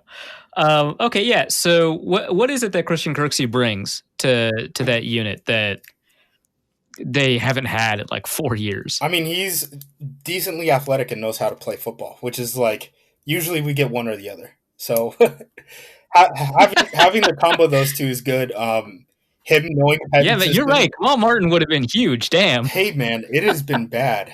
I'm telling you, it's been bad. I think Ted Thompson, after he took, or what, did he even, he took AJ Hawk. After he took AJ Hawk, which was when, like, will linebackers were so important in the NFL. People forget, like, the context. That's right, yeah. Like, and we cared about Will versus Sam back then. Like, AJ Hawk was a high draft pick when that position mattered a lot. But since then, I think Ted Thompson didn't take a linebacker in the first 4 rounds of the draft, and I think Oren Burks is the first guy that we've taken in the first 4 rounds since AJ Hawk. So, remarkable track record in the first 4 rounds. Then, I really liked Oren Burks too, man, but I can't believe he went in the 3rd round. No. I can't. I remember because I was like, he's a great 5th round pick. I liked that about him, that he was a 5th round pick that could be a special teams demon, and 3rd round. Jesus. I remember I watched the Alabama film when he was at Vanderbilt, and it's like one of the first plays in the game. Alabama tries to run this wheel route, and he just covers it like it's nothing. And I was like, oh my God, this guy is a freak athlete. This is amazing. And then the rest of the game is just Alabama running inside zone right at him. And I was like, oh, all right. So he's like a safety. Yeah, he's a safety playing linebacker. All right. He should be playing like, dime sub packages and special teams. I was almost about to say it again. Yeah, you were. Yeah, so he's a giant safety. He's kind of like Eric Wilson, and maybe kind of what people think of Troy Dye. I don't think that's necessarily fair. Yeah, okay. Actually, tell us about Troy Dye a little bit. He's an All-American, and he played with a cast on for like 40 years. That's amazing. That's pretty amazing. Is he good? Athleticism at linebacker in the NFL is a lot different than college football. So I don't know. I'd be pretty surprised if he stuck around as a starter long term. Okay, well, he doesn't have to be a starter. Right. Yeah, that's good. Okay, so update on Kamal Martin. Suffered a knee injury in the team's final scrimmage at Lambeau Field 1 week ago and underwent surgery on his meniscus shortly thereafter. Ouch. He's expected to miss several weeks. Final scrimmage. Jeez. Yeah, meniscuses aren't fun either. Those things don't really heal by themselves. You just got to kind of hope. Cool. Well, thanks for treating the Gophers like that. Yeah, well, let's talk about these edge guys then. So you got Preston Smith, you got Zadarius Smith. We'll talk about them in a second. What's this I'm hearing about Rashawn Gary? A, actually working. B, losing weight while doing it. C, looking good in camp. Yeah, man. Yeah, people. Where did he get a work? How do you find a work ethic once you get into the NFL? Here's the thing. Rashawn Gary in shirts and shorts, that's never been an issue. He's been living off of that for 6 years. So, I'm not too worried about that. Maybe he figures it out long term. I mean, the guy who's very similar to Rashawn Gary is Eric Armstead, even though they're different type of athletes, but from a narrative perspective, right? You're a guy who didn't live up to his expectations as a 5-star recruit, tons of athleticism in college, didn't necessarily get put in the right position to perform, and then early on in your career, you didn't do so great. So the upside, I think, of him is being that Eric Armstead where it hit Eric mentally and he was like, all right, I'm just going to go be dominant at my size instead of, wanting to play basketball like I tried to do at Oregon. And, his dad was a NBA basketball trainer. He always wanted to play basketball. He turned down playing offensive tackle to play defensive end. I kind of see the same things with Gary where it's always a could have and trying to steer him in the right direction. And if it hits, it hits. I mean, San Francisco, I'm sure, is very happy with Armstead right now. I'm just not sure if, one, I'm going to buy into camp hype because we've been down this road a billion times. Need I say the name Julio Janis? Nevertheless. But the other thing is... Hey, man, he got the game winner against Arizona, right? Yeah, he did. But the other thing... Yeah, you're right. You're right. But, yeah... I don't know. I'm just not buying the camp hype for the 12th pick of the draft, who hasn't lived up to expectations for 6 years, and is the third pass rusher. Should he be playing on the edge? I always felt like he should have been playing on the inside. Yeah, I mean, you can play that a little bit with Pettin. He used to do it more before he got to Green Bay, but he used to play double threes, that eagle formation. Yeah. And I think he would fit in well there. But, I mean, I don't think Gary's long enough that he could play a 5. Pettin doesn't want to just line up in a true 3-4 anyway. So it's kind of hard to find spots for him when Pettin doesn't really want to play interior lineman when he's going to these dime sets so much, and Kenny Clark's already going to be one of those bodies. Like Right. we saw them ship away Mike Daniels, who like is an NFL football player still. Rip, Mike Yeah. Daniels. Okay, so Rashawn Gary, all hype for right now. In the best shape of his life, lost a bunch of weight, looks great in shirts and shorts. Let's talk about Preston Smith and Zadarius Smith. Why does nobody talk about Preston Smith? Because Zadarius got snubbed from the Pro Bowl. But Preston Smith's been good for years. I really liked it. Yeah, I liked him coming out of Mississippi State. He was a guy who I thought was probably underdrafted in the second round when he went to Washington. He reminded me a lot of like Robert Quinn. And like he hasn't had the production Robert Quinn has, but from a stylistic standpoint, I think those two are still very similar. Yeah, no, I mean, yeah, when he was with Washington, that defensive line was like crazy good, but the rest of Washington just sucked, so it didn't really matter. Right, to this day. Yeah, it's the same thing. Yeah. Yeah, so I find that kind of interesting. So what is it that Preston Smith does when he wins? Like, how is it that he wins? Oh, man, he can bend as a guy who's probably 6'4", which is extremely impressive when you're looking at guys like Von Miller. He's not as explosive as Vaughn is, but those guys who are benders usually are like 6'2", and it doesn't seem like that length matters that much, except for you have to remember you're talking about a guy's length not only in terms of his height, but in terms of that long arm when he's coming around the edge. So like what he does is very different from Zadarius, where Zadarius almost wins better with like inside moves. Zadarius is almost like Clowney to me, where like he like technically is an edge rusher, but all his best moves are countering that speed to go to the inside, right? And we saw him in Baltimore, where damn near all his production was as a 3-tech instead of on the edge. And then he switched that up in Green Bay, and he actually produced better on the edge than I thought he was going to be. I think Green Bay kind of got a steal out of that contract, and I didn't think, I thought he was probably overpaid a little compared to Preston Smith. I would have thought Preston Smith would have been the better edge rusher coming into the year last year, but that certainly wasn't the case. But I mean, I'm happy with both of them at their price points at this point. Yeah, that's fair. So Zadarius wins a lot to the inside. It feels like kind of like a kryptonite matchup for Brian O'Neill. I know that Zadarius and Preston switch sides. I know that Zadarius will very often line up against Riley Reef, but it feels like if you want to get somebody to overset and hit them inside, you'd rather do that against Brian O'Neill than Riley Reef, who doesn't really catch the outside that well, but can guard against inside moves. And I'd rather put Preston Smith on Riley Reef then. I think that makes sense, but like Pettin's going to move those guys all over. Like Darius Smith is going to line up over the center at least 5 times on Sunday. Well, I can't see that going badly. Garrett Bradbury's been nothing but excellent. Well, I mean, hey, look, if they steal from the Shanahan playbook where they're like, oh, you're just going to line 6 guys up near the line of scrimmage, we're going to run trap on you like a high school JV team, and it's going to pop for 20 yards. I mean, that might work. Have you seen Kubiak ever do that? I have not seen. Yeah, no, Kubiak doesn't run trap, but hey. Sometimes, look, old dogs learn new tricks. For the sake of winning, maybe. Yeah, that's true. North did figure out how to coordinate once he got Cam. That's true. John Gruden never used to go in the shotgun. Things change. We'll see. Well, let's talk about that interior unit. So Kenny Clark signed a new deal. Best pass rushing nose tackle in the NFL. Probably the best nose tackle, period, in the NFL. I'm racking my brain for like who the other guys are. I mean, for his age, for sure. Yeah, for his age. He's still, he's 17 right now, so he's got a long way ahead of him. Yeah, you can't even vote yet, man. Yeah. So he wins with power, he wins with speed, but like he wears 97, which always seems like an edge number to me.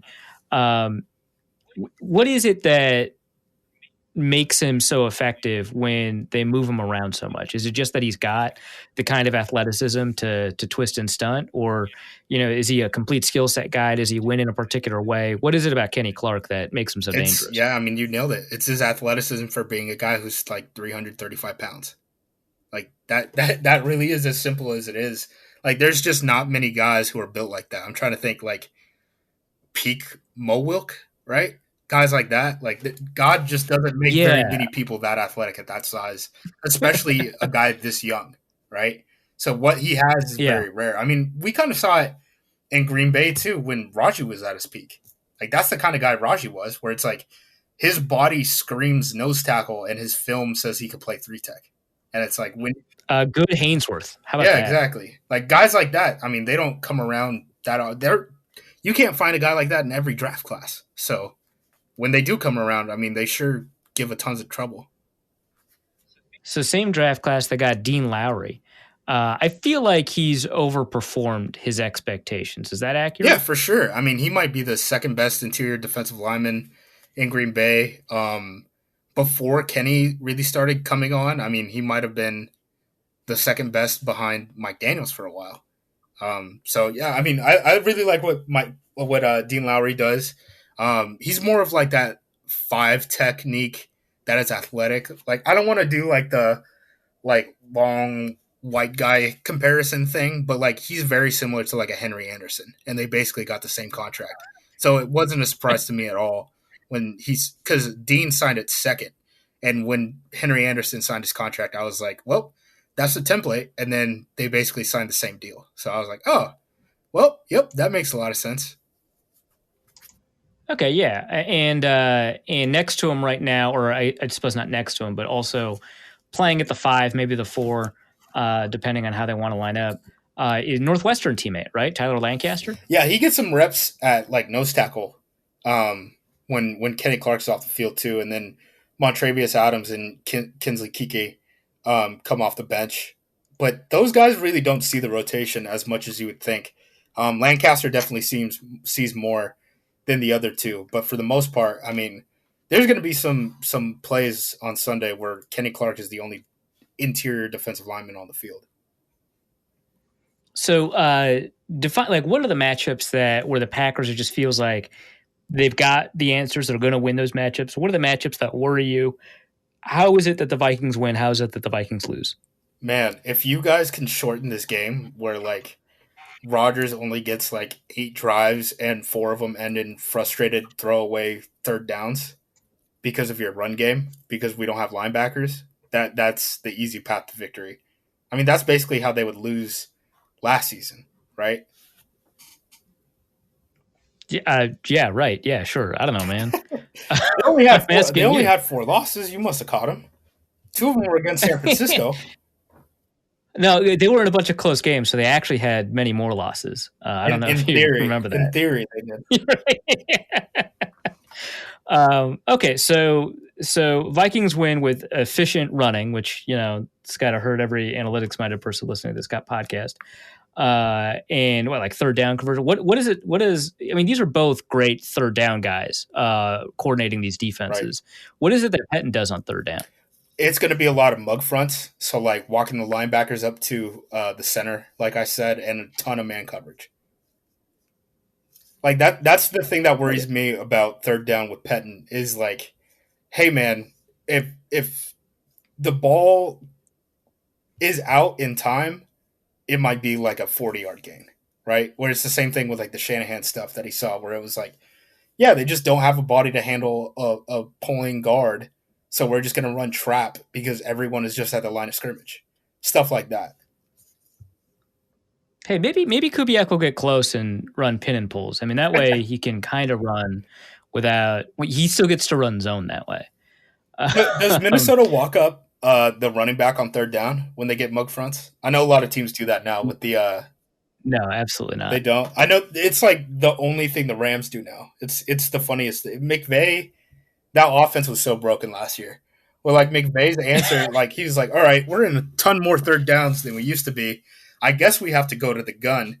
Then they'd go to the gun, teams would give them mug fronts, and then they would use that. They would motion the running back as an up back to take on the second personal linebacker protector. Yeah, exactly. And it was like, wait, your whole game plan is just basically like, all right, we'll tell you that it's going to be a pass play, use a walked up running back, and Jared Goff is going to throw out of the shotgun on third down. It's like, you had a lot more answers last year. You know? This team is very different. Well, let's go to you took it upon yourself to create a mailbag. So let's see what people are saying. All right. Which Packers wide receiver? So this is from MZXVII. This is a family show, so I won't say his display name. Which Packers wide receiver are you gaslighting yourself into thinking they have an actual impact this year? Equanimous. Yeah, it was ESP. Yeah, we already answered It's that. Equanimous. That might not be the same as the second question from Connor Just. Which Packer receiver not named Devontae Adams has the best chance to pop off Sunday? MVS.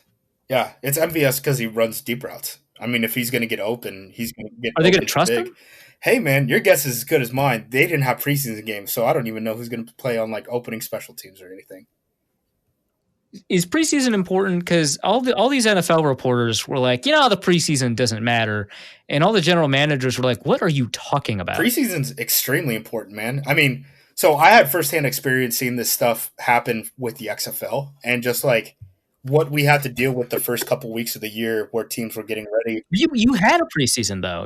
We didn't get to watch it, right? All. But because we had like controlled scrimmages, but we didn't have like full blown. We didn't have like full blown games. Like getting guys ready to be able to play football games. Like this is going to take probably 3 weeks before like the NFL actually looks like what the NFL is supposed to look like. At any given at like September football is supposed to look like. That's huge. 2, having guys compete in a camp where like you can like actually measure performance outside of just going off of what position coaches say. That's huge. Well, we got the chips and the pads though. We know exactly how well they're doing in camp. What are you talking Aaron about? Donald's trash. That's what I was told. It's next gen stats. Chips and the pads.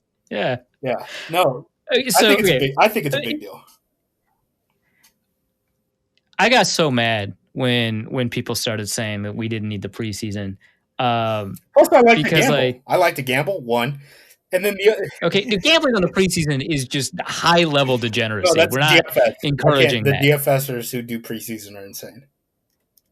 Yeah, so that's the great thing about this year is that I didn't get like 80 DMs from people who do DFS preseason asking me who's going to take the most like carries in week 2 or whatever. And it's just like, I don't know, man. Okay, that doesn't make it not insanely degenerate. Just because something more degenerate popped up doesn't mean that your betting on preseason games is like at all justifiable. Look, live and let live. I don't understand what's the issue here. If I want to bet on preseason games, look, I made it top 10 on some like Madden board today on Xbox because I did not have preseason to gamble on, and I've had to make up addictions in different ways. So by playing Madden, right? Not like betting on other people playing Madden? No, I bet on John Madden in a fight. Made it top 10. Okay. Yes, sure. Playing the video game. Well, I was hoping that you weren't betting on a Madden tournament or something. Oh God, no! I can't do that. I draw lines at some point. No, okay, whatever. All right, next question we have is from Blob Tanyan. Fantastic. At all22GB. This guy seems dope. Most likely to reach this milestone. A.J. Dillon, 1,000 rushing yards this year. Josiah DeGuara, 30 catches in 2020. Jordan Love, 4 career NFL completions. Oh, it's easily Jordan Love. It's a joke. You're supposed to not say Jordan Love. It's Jordan Love. It's Jordan. I mean, half of NFL teams switch quarterbacks in season because of injuries anyway. Plus, we have COVID.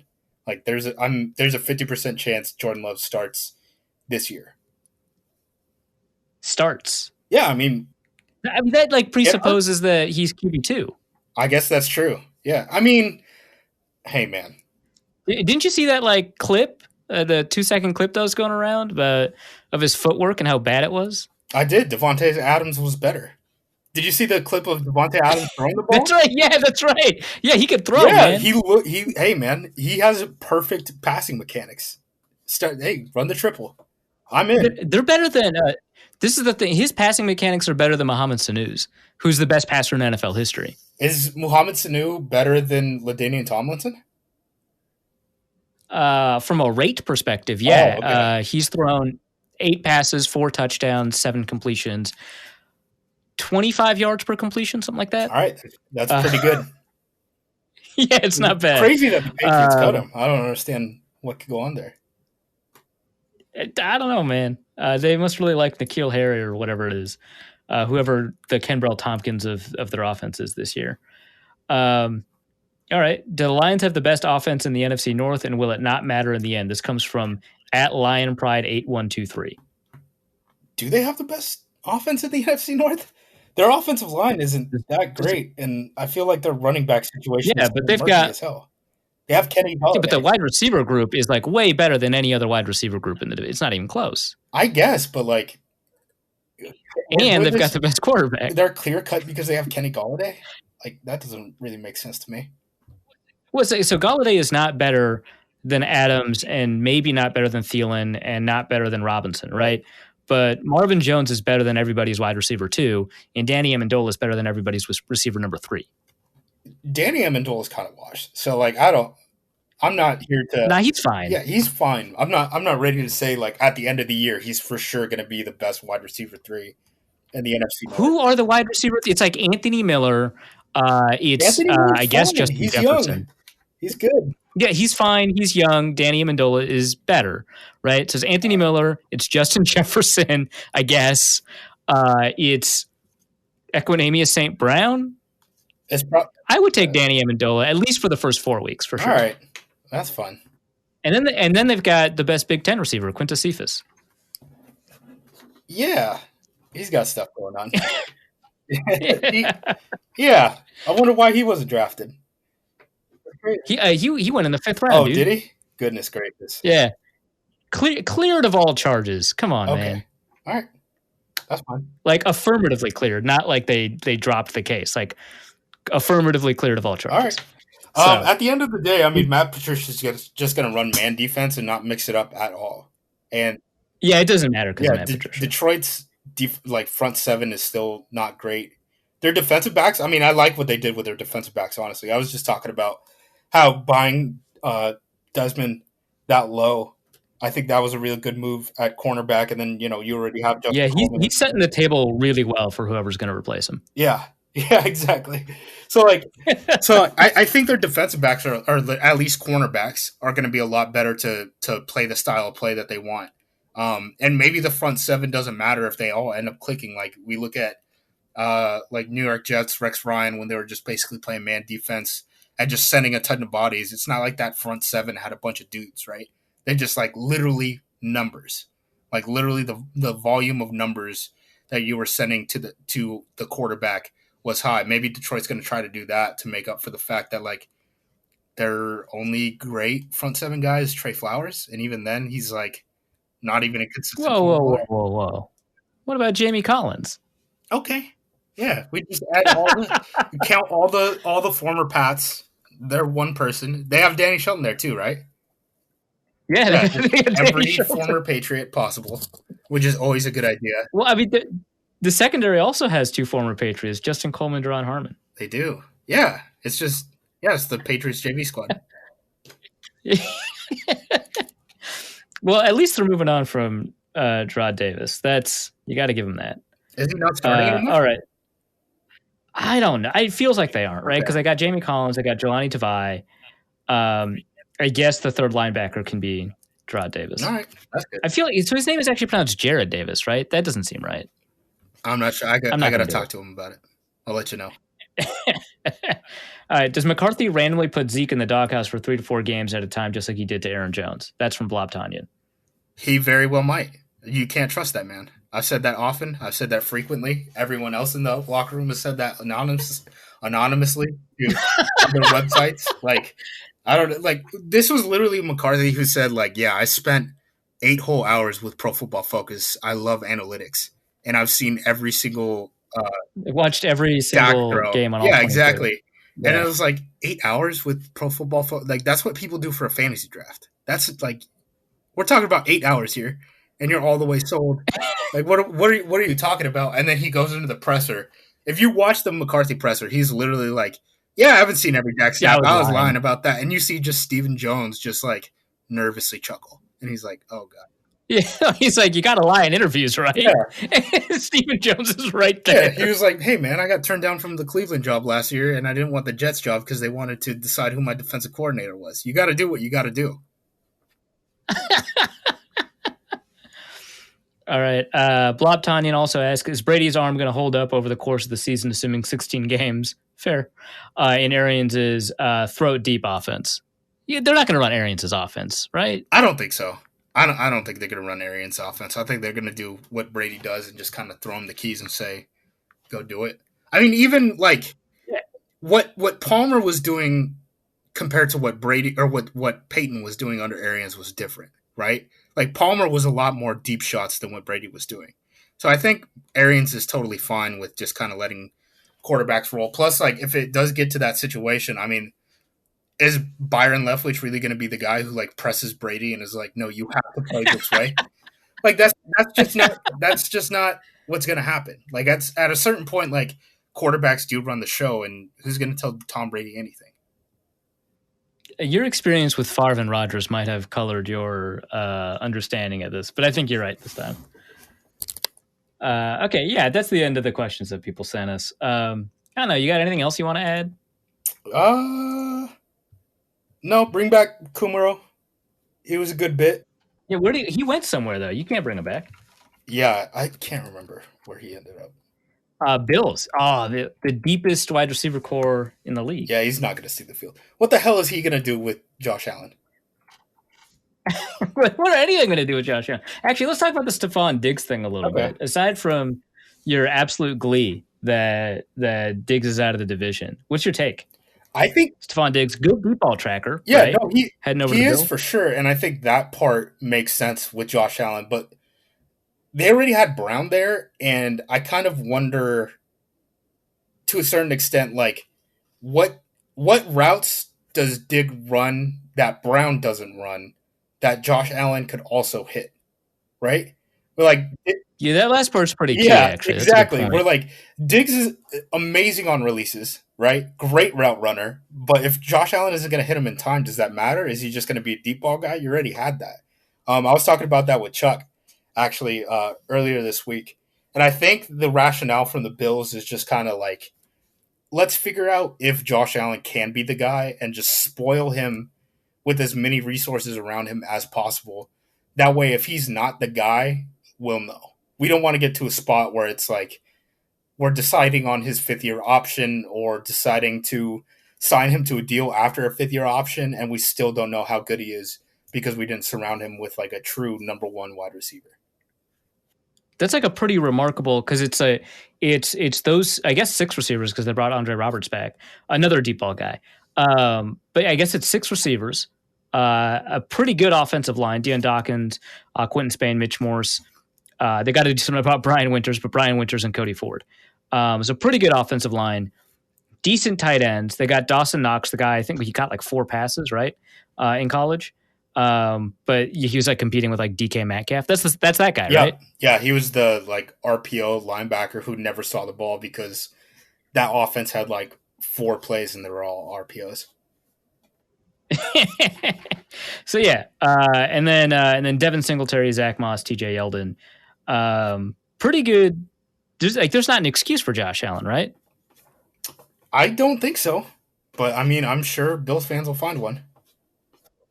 That's where I'm at, where I'm like, you can't say that the Bills didn't try, and I love what McDermott's been able to do there. I mean, honestly, I think he's outside of like the other. I mean, I'm trying to think like Belichick, Tomlin, Zimmer. He's probably the next defensive head coach who like should automatically get a job if he ever does get canned. You know, like no year as a defensive coordinator, just like instantly take over the Jaguars, please. Actually, yeah, just do that anyway. You're being anti-Bills fans. I want good things for them. I want them to have a better quarterback and keep Josh McDermott. I was pro Bills fans until I started critiquing Josh Allen's play, and now I'm anti-Bills. You got to fight it. As someone who's, I mean, you've dealt with Bears fans all your life too. Just got to keep punching down. Yeah, but okay, so keep punching down. But Bears fans ended up like agreeing that Mitch Trubisky was just bad, right? Like they were just like, you know what, Arif, you're right. He can't throw right either, but let's go with this throw left thing. That's great. And they just went along with it after a while. I don't know that Bills fans have it in them. Give it one more year of Josh Allen, and we'll see how Bills fans feel about Josh Allen. Okay, so your power ranking of fans, worst is Eagles fans, Saints. right? Saints. Because they got a rule change or just what? So many things, and they love to fight about it. See, this is where you're going to endear yourself to Vikings fans. If your two worst fan bases are the Eagles and the Saints, Vikings fans are completely on board with this ranking. Yeah, it's that, and then Seahawks because of referee compilations. I'm tired of it. I don't want to see it ever again. Referee compilations. Yeah, I'm already tired of it. The season hasn't even started yet. We're already referee talk. What referee? I haven't seen anything. Oh man, just wait for the first Seahawks-Packers game, and then you'll get every clip. Look, I'm the last person to defend Seahawks fans. Okay, it's just going to be holding, you don't have. I just wanted videos, phantom holding, offense and defense. Yeah, like as in Seahawks fans complain that the Packers' offensive line holds and defensive backs. Oh, and defense. Well, I mean, but everyone complains about that. I agree, but there's one fan base that makes videos about it. Slowed down on Twitter constantly. All right, so 1, 2, 3 is Saints, Eagles, Seahawks. Yeah, I'm kind of scared of Eagles fans though, so don't hurt me. Don't send a bomb to my house or anything. Well, I mean, they were like throwing full beer cans at the NFC Championship game. I mean, they don't care. Yeah, like Eagles fans are like the people that I'm actually like. Yeah, I wouldn't say shit to you in person. Saints fans all laugh. I live around Seahawks fans in the Northwest. Eagles fans, that's right. Okay, that probably helped explain some. Yeah. Like I might actually put my family and life in danger by saying something to you. And what's the best fan base? Probably Titans, right? Because you never meet them. No, I see too many like dumb Titan stuff from like all the Jags followers that I somehow follow. I'm trying to think of the best fan base. Who's been like really bad but not annoying about it, like the Browns. That was one of my favorite things too is people like Browns fans being like last year where they're like, you're not rooting for like the little engine that could, and we're like, you guys haven't shut up for 20 years. No, we're not rooting for you guys. I'll say Ravens fans. What have Ravens fans done? They just like have fun. They defended Ray Rice. Right. Well, that's a thing. What about Lions fans? No. Do you want to go into them supporting the Ford family? Supporting the Ford family. Hey. Supporting. It's not like Vikings fans stick up for like Ziggy Wilf, right? Yeah, I guess. Raiders fans. I'll say Raiders fans are the nicest fans. There we go. We finally found one. That's amazing. Didn't they stab a 49ers fan? Yeah, they had to cancel Battle of the Bay, a preseason matchup between Niners and Raiders because people couldn't act cool. So that's your vote for best fan base. Sure, why not? Actually, probably Chargers fans. Fans. How about Chargers fans? Chargers fans, the ones that are left. A lot of them are mad. A lot of mad former Chargers fans. Yeah, that's good. Yeah, they're not mad at anyone, except like the Spanos family, and that's fair. Okay, yeah, I think it's Chargers fans. Okay, great. Cool. So people can find your stuff on Twitter because you don't have a job. Nope, but I'm top 10 in Madden, though, so... You're top 10 in Madden. You also have a podcast with Chuck, and your most recent episode was with Nate Tice. If that name sounds familiar. Yeah, son of Mike Tice. But former backup quarterback to Russell Wilson at Wisconsin, too. Wait, you're kidding, right? Nope. And he worked in the league. He worked in the league with the Raiders and Falcons, and then he ran the AAF team in Atlanta. Okay, well, now I feel bad for him. He's a bright guy. That was the worst run AAF team. It was.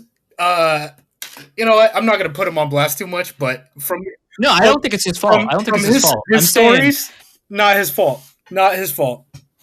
Yeah, I am confident in. I'm saying I feel bad for him because he had to deal with all that. Yeah, I kind of agree. He coached under Childress for like the 3 weeks that Childress was there. Yeah, he did. That's another reason. He could have coached under Vic, but Again, cool. Yeah, so you have an episode with him on setting the edge, right? Yep. But it's at Set the Edge. I don't know. You don't know your own podcast Twitter account? That's all Chuck's doing. I don't deal with any of that. I could barely get a microphone to work on my main computer, so I had to switch to a Chromebook. Do you think I'm the person putting up these podcasts on iTunes? Absolutely not. I'm just saying Chuck might be a little bit too depressed to like do stuff, so I figured you would do it. Busy. All right. Well, that's well, I didn't even ask you who you think is going to win and by how much. Let's do that real quick. I think the line is fine. Minnesota by 3 is I think is the correct line. Do you think it's weird that the line didn't move after they acquired Ngakoue? No, because very few players actually move a line. Like, do you think it's weird that Von Miller moved the line 2.5 points? 2.5? So they're 2.5 point dogs now? Yeah. At home? It was a pick 'em and then they're 2.5 point dogs. Wow. Yeah. So Denver is like 22-2 at home in that stadium the first 2 weeks of the year because of the first 2 weeks. Yeah. And then they're like 59-2 all time in Denver the first 2 weeks of the year. And you're telling you just recorded a gambling podcast. Come on, man. They can't even keep up with They were a pick 'em. They were a pick 'em when we recorded yesterday. Yeah, they were. And now they're 2.5 point dogs. I'm gonna hit the line again. That's my bet of the week. Yeah, goodness gracious. Stone Cold. 2.5 point dogs for the hardest place to play in the hardest situation in football, and you're playing the second Monday night game. So like the whole Titans body clock thing is gonna be a issue. How dumb. What are we doing with Ryan Tannehill? Ryan Tannehill is a 2.5 point road week starter in the hardest situation in football. Goodness gracious. Jeez. Man, I'm rooting for Ryan Tannehill. Anybody who played wide receiver in college and becoming a quarterback, I'm rooting for. I'm not. It would be a lot funnier if he was bad for like 3 years. But no, it's way funnier if he's good. Are you kidding me? No. Vrabel with just like a quarterback he hates. No. But he already had that with Mariota. Yeah, but Mariota at least wasn't paid like this. Like, hey, Tannehill's got dead cap. You imagine like if Vrabel like learns what like a dead cap is on the fly after making an AFC Championship game through Brian Tannehill, and he just like wants to strangle him for 3 years? That'd be hilarious. You're the worst, dude. All right. Yeah, so that's Justice. He's got a gambling pod. Probably you should listen to it, but don't listen to any of his advice. That's true just generally speaking. Yep. Yeah. Justice, if you want to know why the XFL failed, that's Justice's fault. And it will be his fault again. Hopefully The Rock hires him. I started the and follow him. I did it. You started the pandemic. That's right. At JUMOSQ. It has nothing to do with Islam. It's stolen valor. That's fair. Anything you want to plug? Yeah, anything you want to plug? Not at all. All right, cool. See you around, dude. All right, take care, man. All right, it's time to go to the mailbag, and the first question is from Sarah. Do you now think that this was the driving factor in the Ngakoue move, referring to the injury to Danielle Hunter? I actually don't think so. And there's some other questions about kind of how Zimmer relayed all this to the media and stuff like that. My understanding is that they actually were genuinely expecting Hunter to be ready for week 1. And this is not me reporting based off of sources. This is third-hand stuff, so I wouldn't treat this as like reporting. But I would say that based off of my impressions from other people who've got, some pretty good sources, that they did expect him to be ready for week 1, at least at the time they made the trade. And so I don't think, trying to use a lot of like words that give me a lot of wiggle room here, but I don't think that this was the driving force. Now, if the injury that he apparently suffered in practice hadn't happened, would they have pursued the trade as urgently? Probably not, but I think they were still attempting to pursue that trade either way. So I don't think that is what motivated it. It does make the trade look a little bit better with that in mind, though, which I was already a fan of the trade. So, but yeah, I don't think so. But this is, speculation this time on behalf of the Vikings, which is to say, I don't actually think Zimmer was being as dishonest as it appears to be, given that Hunter ended up going on injured reserve, which is not to say he was being completely honest, right? Because just wasn't telling us stuff. But yeah, so what had happened is we actually saw Hunter participate in like stretching and stuff like that. Like last Friday and Thursday, where he'd get closer and closer to participating in practices, and then we only had a pool report, I want to say, on Tuesday, and they didn't practice on Monday. But as we got closer to the actual time that he ended up going on IR, he stopped appearing for stretches, which gives me the impression that there might have been a small setback. So I think that's maybe what happened. But again, that's just me kind of trying to pull together a bunch of puzzle pieces that I myself didn't find and try to complete a picture there. We've had a couple of questions that were basically asking the exact same thing about whether you thought Zimmer was dishonest with the media and all of that. Do you think that if Zimmer had been honest about Hunter, that Jacksonville would have demanded a higher price for Ngakoue, or do you feel like Ngakoue just really needed to get out of Jacksonville? I think that there's that possibility, right? Because we know that Sam Bradford wouldn't have been traded for a first-round pick if the Vikings didn't sorely need a quarterback to start right away. And there was not a great market to find a quarterback. And I don't think that there was a particularly amazing market, although I guess you could always find Clowney. The Vikings apparently checked in with him a while back in the process and for whatever reason didn't want him. But yeah, there's a couple more options available. And the need there drives the decision a little bit. But I don't think that it would have been as dramatic. I don't think the price would have gone up actually all that much if the Vikings had expressed more serious concern to the media about Hunter. But I do think the price would have gone up. I just think that because other teams were also pursuing Ngakoue, probably, I think, that they were helping set and stabilize what that market was going to look like. And so, if the Vikings had said no or whatever, it's not like Jacksonville could have gotten a better price elsewhere. And the Vikings probably knew that. So, yeah, it probably would have raised the price a little bit, but I don't think it would have been an enormous, I don't think the Vikings would have had to part with a first-round pick for a one-year contract for him. No. Raul asks, how would you counter how well the Packers played our rollouts last year? Yeah, so this is going to be the subject of the piece that's being published tomorrow on the Packers. And I guess quick preview. So I looked at it, and the pressure rates on play action passes for the Vikings were obscene. They were almost twice as high as you'd expect over the course of a full season for some of the most pressured quarterbacks in the NFL. Just remarkably high pressure rates. And negative 2.9 adjusted yards per attempt on play action passes where they were pressured. And so that was clearly a big issue. The Vikings needed to get away from play action in the second game after they realized it was continuing to not work. And a lot of it had to do with members of the Packers defensive line just crashing down on Kirk Cousins on those play action looks. And so what do you do in response? I think there's a couple of things you do.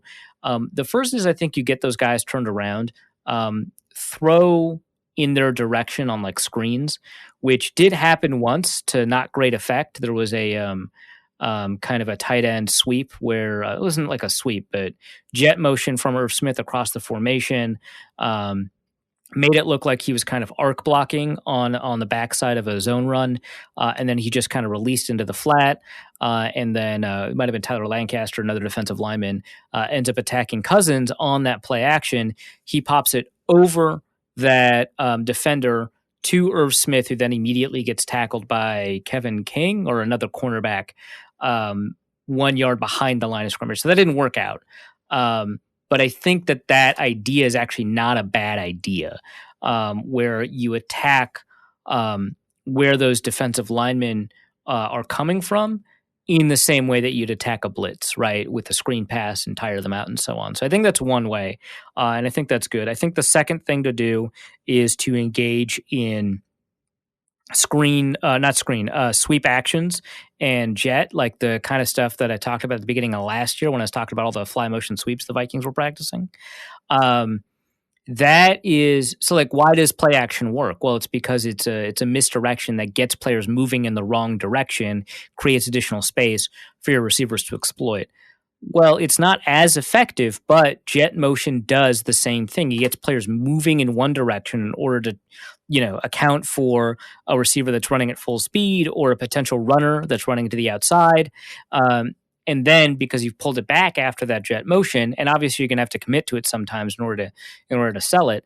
Now players are moving in the wrong direction as you're either running or throwing, because you can still run off of jet motion, and you can use that additional space. So it's pretty similar in some respects to the way play action works. So that's another one. And then the third one is that when you do engage in play action, and you should move players across the formation, whether that's similar to the jet motion stuff I just talked about, or have a fullback act as if it's a counter on a zone, and get a body on the backside of your fake run. Because a lot of what happens for the Vikings play action runs is they leave the backside defender unblocked. And when it doesn't work, it looks really bad. It looks like you made a mistake, and why would you call that play? But it's an essential part of selling that, because you don't block that defender on those running plays. You just let your running back outrun them. And so on those play actions, they're usually diving after the running back anyway, and you don't have to worry about them crashing on the quarterback. In this case, that is the sacrifice they were willing to make. And so if you move someone across the formation like a fullback or a tight end, have them block that guy as opposed to going in as an eligible receiver, which happened on occasion. And that gives you another half second, which is that's like a long time in a pocket, which might be all you need. So those are probably the three things that might be effective that still allow the Vikings to kind of maintain a lot of what continues to make them an effective offense when things are working. Miles Swami asks, seriously though, should we be excited for this Vikings season? Things feel flat because of the perception of the team being between contending and rebuilding. I feel like if you're asking that question, you haven't been really out in public. It's hard. No one's really excited for anything that's happening like in front of them. And no, don't get me wrong. It's great to have football back, and it was fun to watch that tonight. I enjoyed that. I enjoy talking about football. I enjoy watching it. It felt flat for a reason.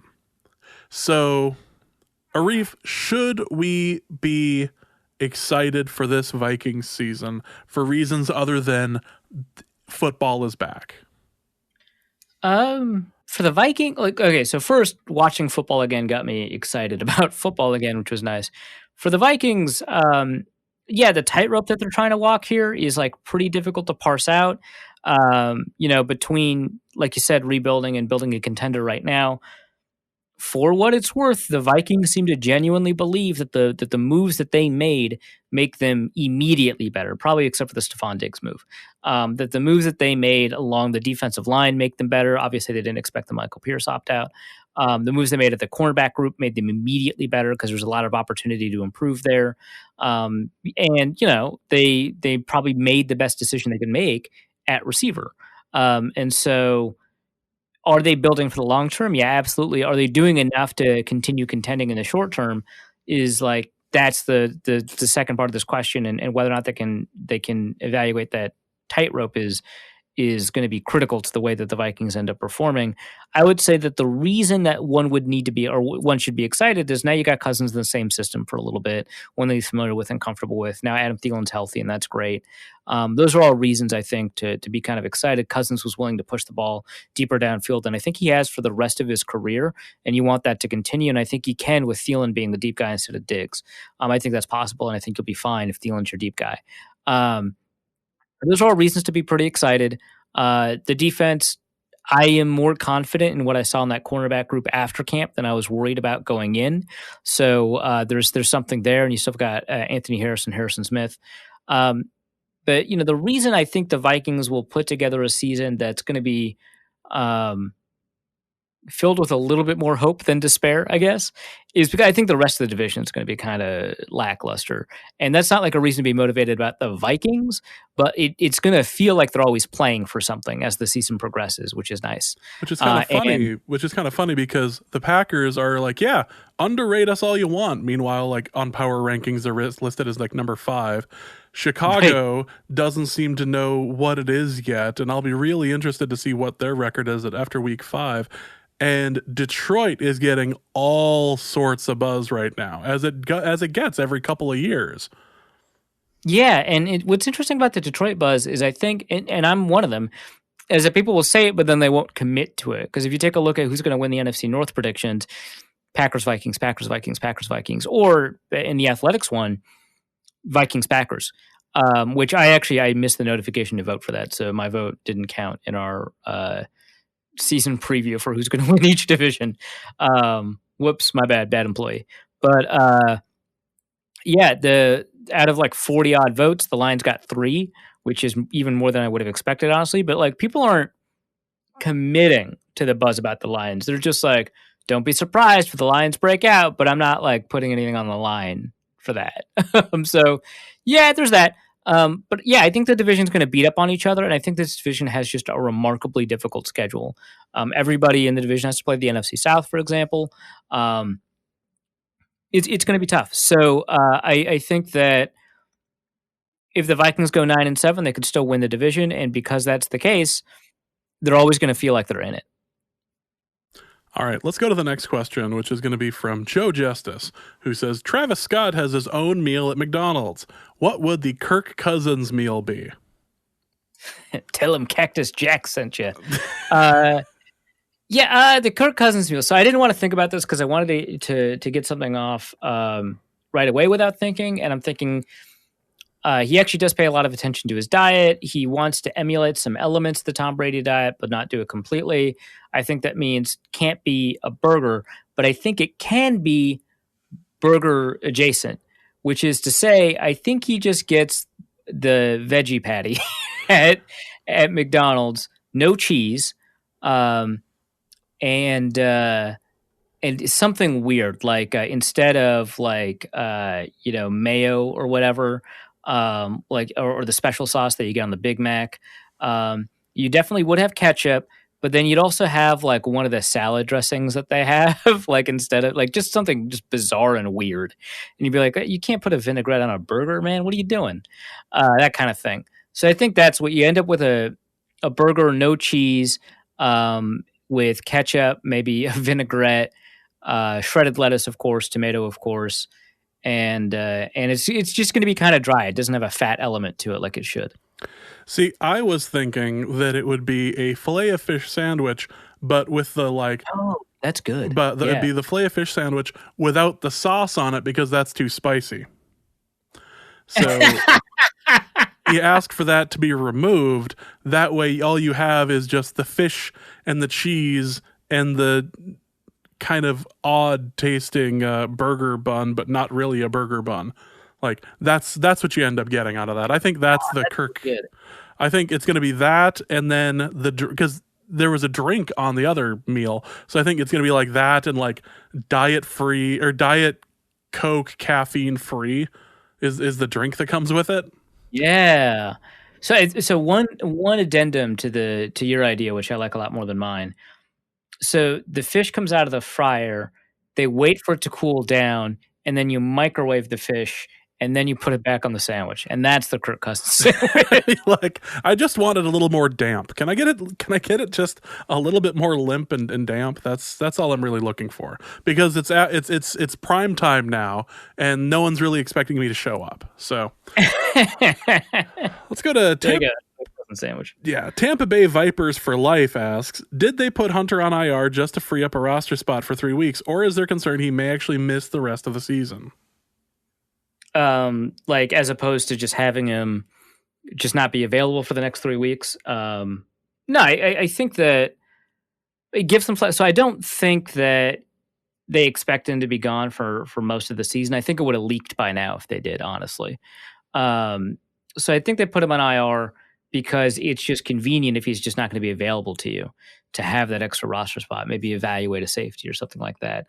Bring in some players off the practice squad and give them an opportunity to show up in games and a couple of limited opportunities. So I think, it's to free up a roster spot, but I don't think it was entirely, because of a long-term concern. Next question is going to be from Chris, who asks, who benefits more from Hunter on IR, Odenigbo or Jalen Holmes? Ifadi will get starts, but Jalen will get a far better chance to get on the field than he would have before Hunter went out. Oh, like relative to their initial... that's actually a good point. Relative to what would have happened in a world where Hunter's completely healthy, Jalen Holmes' standing improves more than Odenigbo's standing. So Odenigbo benefits more from an absolute perspective, and I think Holmes benefits more from a relative perspective.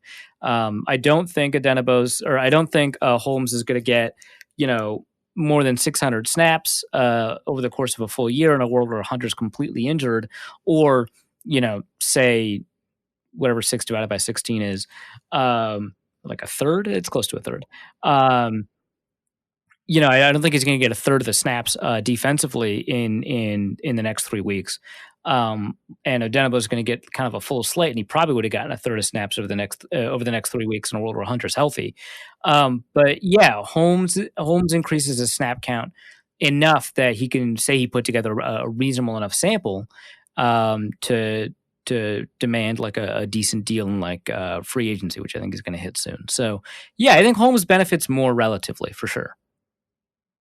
Next question is going to be from Bob Marks, who asks, how are the Vikings going to stop Aaron Rodgers without Danielle Hunter? And just for trying to make the question a little bit more difficult, this can't involve using the answer of Anthony Barr.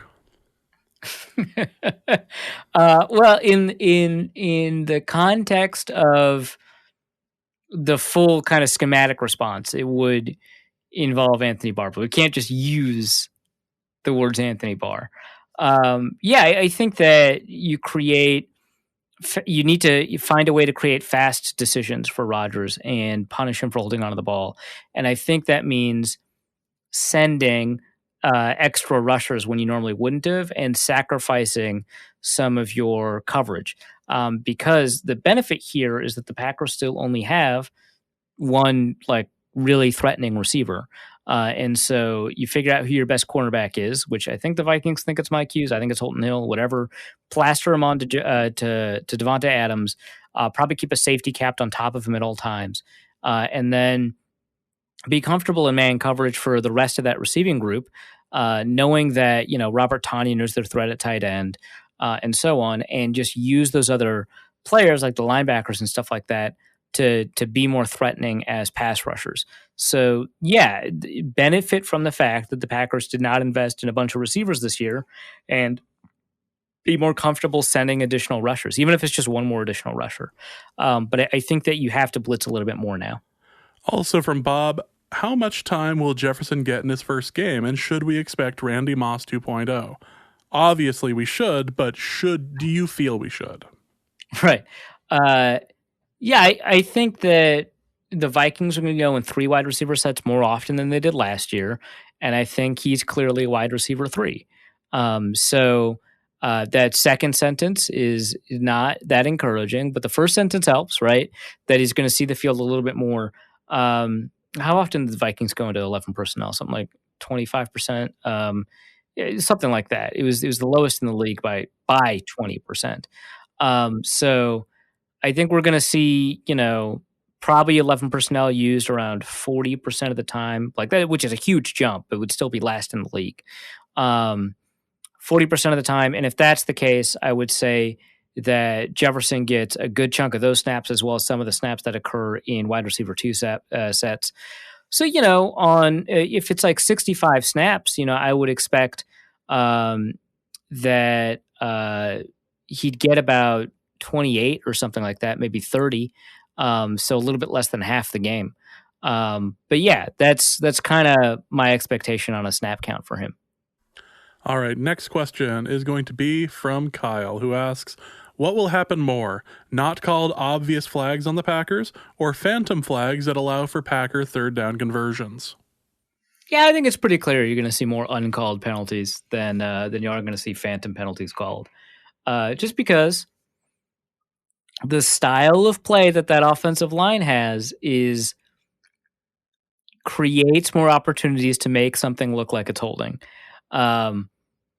There's a really good argument that they are exploiting the way the rules are written about holding in a way that makes them more effective. And I'll link that video, and it is enlightening.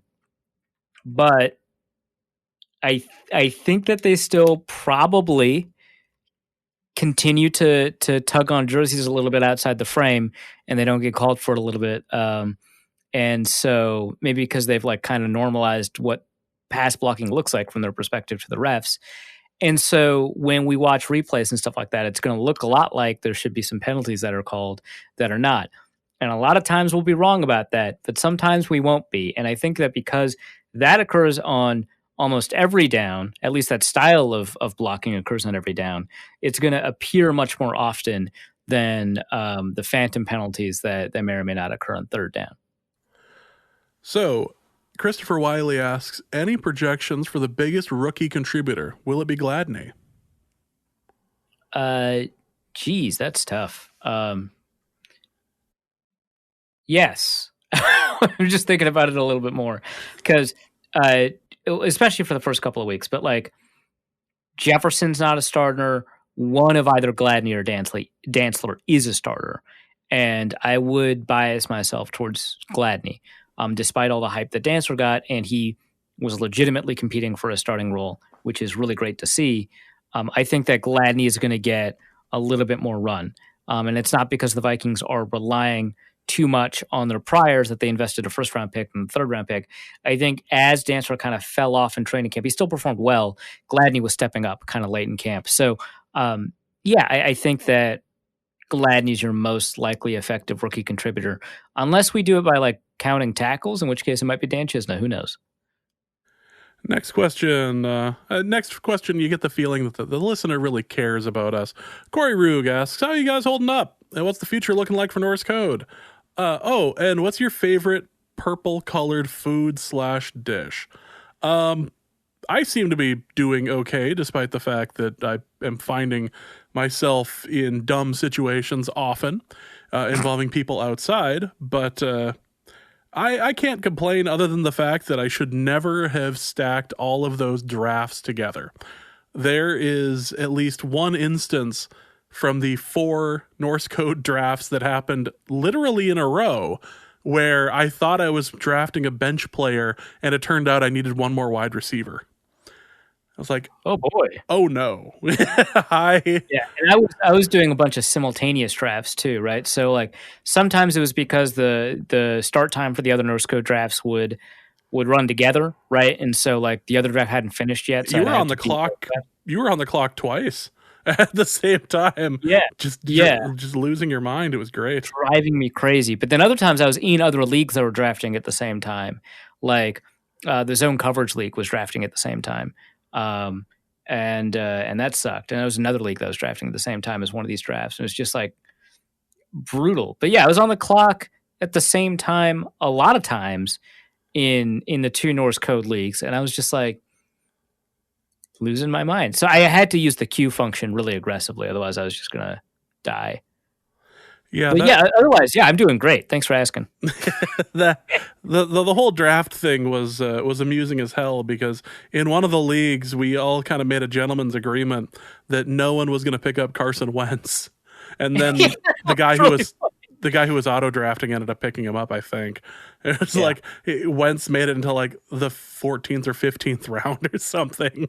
Which, I gotta say, it's probably pretty good value. As much as I hate Wentz, it's not bad value. Yeah, we. It depends. Actually, I put Wentz on. So I constructed custom boards for all the leagues just in case I did miss, because I missed the start time to a lot of leagues last year. But I was like, well, okay, I'll do this beforehand, where in case I screw this up, and they let you put exclude players on the list, and I only put 2 players on my exclude list. Tyler Higbee, that tight end who committed a hate crime, and he's a blocking tight end anyway. Who cares? And Carson Wentz. Not saying they're equal. I'm saying I can't draft either of them. Yeah, that's a problem. The fun thing I got out of the league was just at one point I had just kind of lost it and decided that I was going to be the guy who drafted Justin Tucker in the first round, just to say that I had done it. Didn't. So I was like losing my mind that someone had drafted him 10 overall, and I was trying to figure out what league he was in. And I saw that you had Justin Tucker in one of the leagues, and I was like, oh, that must be the third league. Where's the league that he actually got drafted number 10 overall? It was you. Yeah. You drafted him number 10 overall. I went and drafted Justin Tucker number 10. Yeah, he was my first round pick for that. And that I had a certain level of satisfaction on that. I was like, as wild. That might be the most prolific offense in the league. He's going to be kicking a lot of extra points. Like I can't get invested in Justin Tucker this year just because from the perspective of this league, because like, dude, he's going to be kicking a lot of extra points. Yep. I am flying in the face of my own grand idea last year. I had this perfect idea last year where I was going to choose a kicker on a team that wasn't going to score any points. And for the first couple of weeks, I looked like a genius for picking up the kicker for the Dolphins, because he never had to come out to the field other than for kickoff. Like, he didn't do anything. He was occasionally used for a field goal, and that was about it. He was rarely used for anything else. And I looked like a genius for a while until he started missing kicks. So I was like, well, here's the problem. As it turns out, the bad team also rostered a bad kicker? As it turns out, not only did the bad team roster a bad kicker, but it turns out that he wasn't getting enough practice in game to be able to be useful here. So there was a problem. Oops. So I approached this a little scientifically, which I'm sure shocks people. And I ended up, as a result, doing something really dumb, which is having the same kicker in all three leagues that I'm in, which I should probably reevaluate that. But what I had done was I looked at, so I just downloaded the data for all the kicks for the past 4 years, and I just multiplied the number of extra point attempts, which I just use as a proxy for touchdowns, and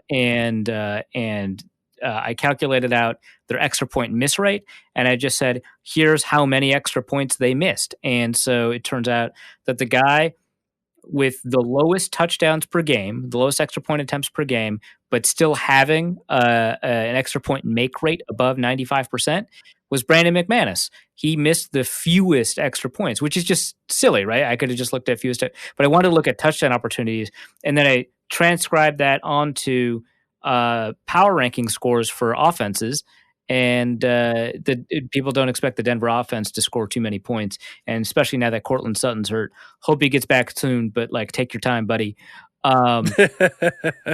You gotta be healthy. Take your time. I don't expect him to have to kick too often, and when he does kick, it works out pretty well. But also, if he's missing, that's minus 75 points across the three leagues. So yeah. Oh boy. Stacking is a terrible idea, and you should never do it. As somebody who has stacked a kicker across two or three leagues before, it's a terrible idea, and you will check your fantasy thing at about 1 o'clock in the afternoon Central and be like, why am I negative 22 in like all three of my oh, no. Oh, this was a terrible idea. Now I'm going to lose in all of the Norse Code leagues. Oh, no. As for purple food, I've had like a lavender ice cream that tasted interesting that wasn't bad. But admittedly, I don't eat a lot of purple things. My parents used to boil beets when we were kids, and I never got over that. Yeah, so that's like kind of the issue with it's like with broccoli. I think broccoli's pretty good, and beets are pretty good, and Brussels sprouts are pretty good, but the way that they were cooked growing up for a lot of us turns us off that food entirely, and I think fairly. Like, I'm not going to like knock anyone for like hating broccoli or Brussels sprouts or whatever. because it's actually kind of tough to cook them in a way that makes them taste good. But when you do it, they taste really good. So I had beets on my short list. I'm going to end up not going there. I'm going to go with so blueberries, when you blend them, are just purple, right? We call them blueberries, but they're purple. I'm going to go with blueberry superfood shakes. Usually get them from Naked or Odwalla. They're way too expensive, and I love them anyway. It's about the only healthy thing I eat. Agreed. Those are delicious. Yeah, those are incredible. So I would say that I kind of wanted to cheat and say eggplant parmesan because eggplants are purple, but like the dish isn't, right? Like the dish is the exterior of it is a different color clearly than the inside of it. With it, you end up sweating out. Yeah, not the same thing. Yeah. So I'm gonna go with the Naked Juice Blue Machine. Yeah, that's that. I think I literally have one in my fridge right now. Quite tasty. Kyle Slaby asks, okay, I don't have time to go down the rabbit hole. Could you do the cliff notes on the Aaron Donald discourse for me? So, okay, this I think ESPN just handled this poorly. It's not like a scandal, by the way. It's just silly. So, for the past couple of years, ESPN's put together pass rush win rates for defensive linemen and pass block win rates for offensive linemen. Great. Fantastic. That gives us a better picture on how good a defensive lineman is because pressure rates are controlled to some extent by offenses and quarterbacks, and sack rates are definitely controlled to a large extent by offenses and quarterbacks. But the reason that they're controlled by offensive scheme and quarterbacks is because they're responding to the likelihood that someone is going to generate pressure. And so if you win against an offensive lineman and you're about to generate pressure, they will get rid of the ball quickly. And many tracking organizations will not count that as a pressure. And I think that might be fair, right? Because the quarterback isn't moving off of his spot. It looks like he's going through his progression, whatever. But they get rid of the ball quicker. What happens when you get rid of the ball quicker? It's a shorter completion, so there's fewer yards available.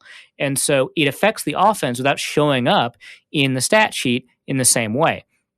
Now, that predicts future pressures and therefore future sacks a lot better than pure pressure rate and definitely better than pure sack rate. So it's a really great measure, and I like to use it a lot if the data is available. ESPN does not have like a table out, so it makes it difficult to find pass rush win rates, but sometimes you can kind of find them. If an ESPN reporter is reporting on a player, they'll say Cronin, for example, in her write-up of Yannick Ngakoue, mentioned that he was actually like 15th in pass rush win rate last year. And so that was useful information. Well, that was what they've been doing for the past 2 years, heading into the third year. Now this year, they're also debuting run block win rates and run defense win rates, or whatever, run rush win. I don't know what they call it, but win rates against the run, which is more difficult because there's very clearly you have to get past the pass blocker and enter the pocket. Whereas for the run, because offensive linemen have more difficult assignments to parse out, at least for a computer to figure out, it's tougher. And you have to distinguish between double teams and combo blocks and so on. And it's a much more interrelated process because the entire run game is done at the line of scrimmage. Whereas for a passing play, all the complex parts are in the pass routes. The offensive linemen just have to make sure the defensive linemen don't get past a certain point. Now the offense has to create new space, so it gets more complicated.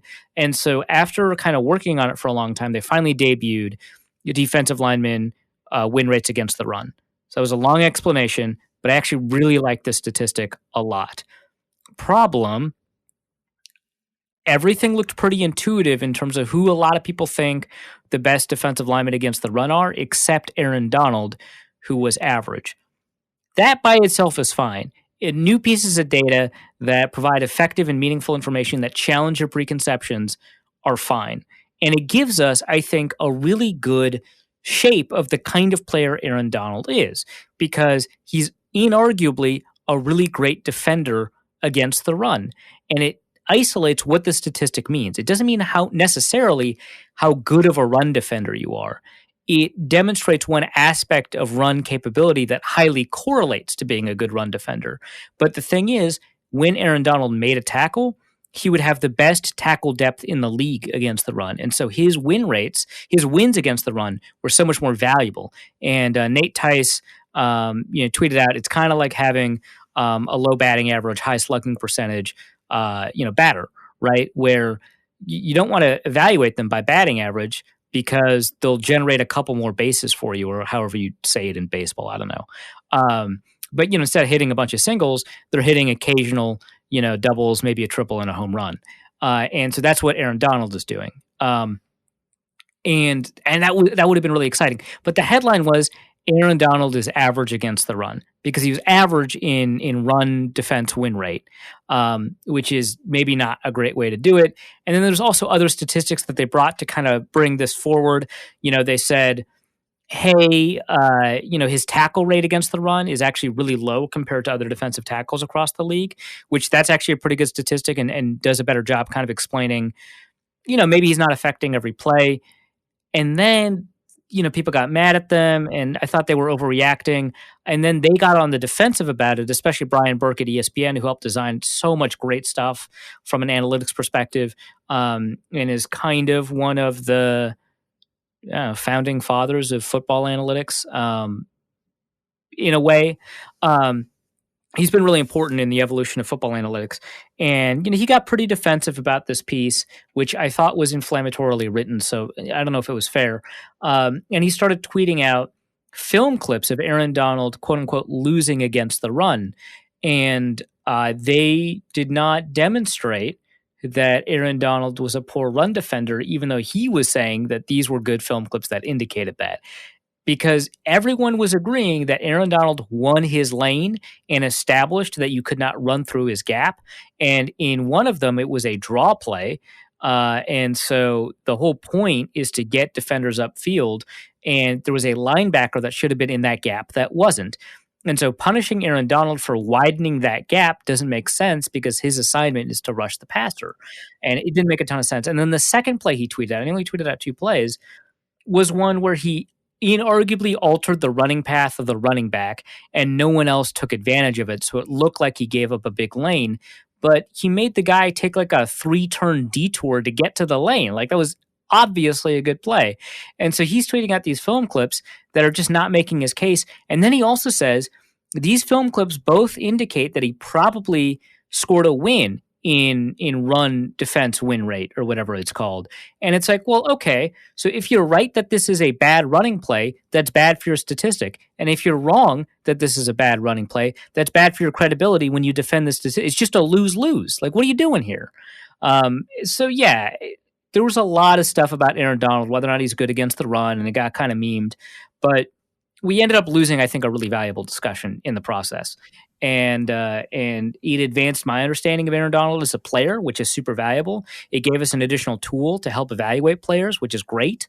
It provided kind of a new element in a way to discuss players that hadn't been discussed before. And it just got ruined by this Aaron Donald stuff.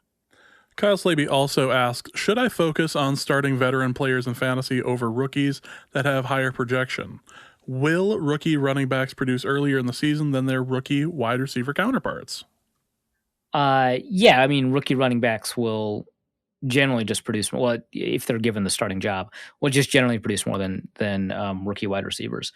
So there's that. But to answer your question, it's less about veteran versus rookie, and more about expected variance.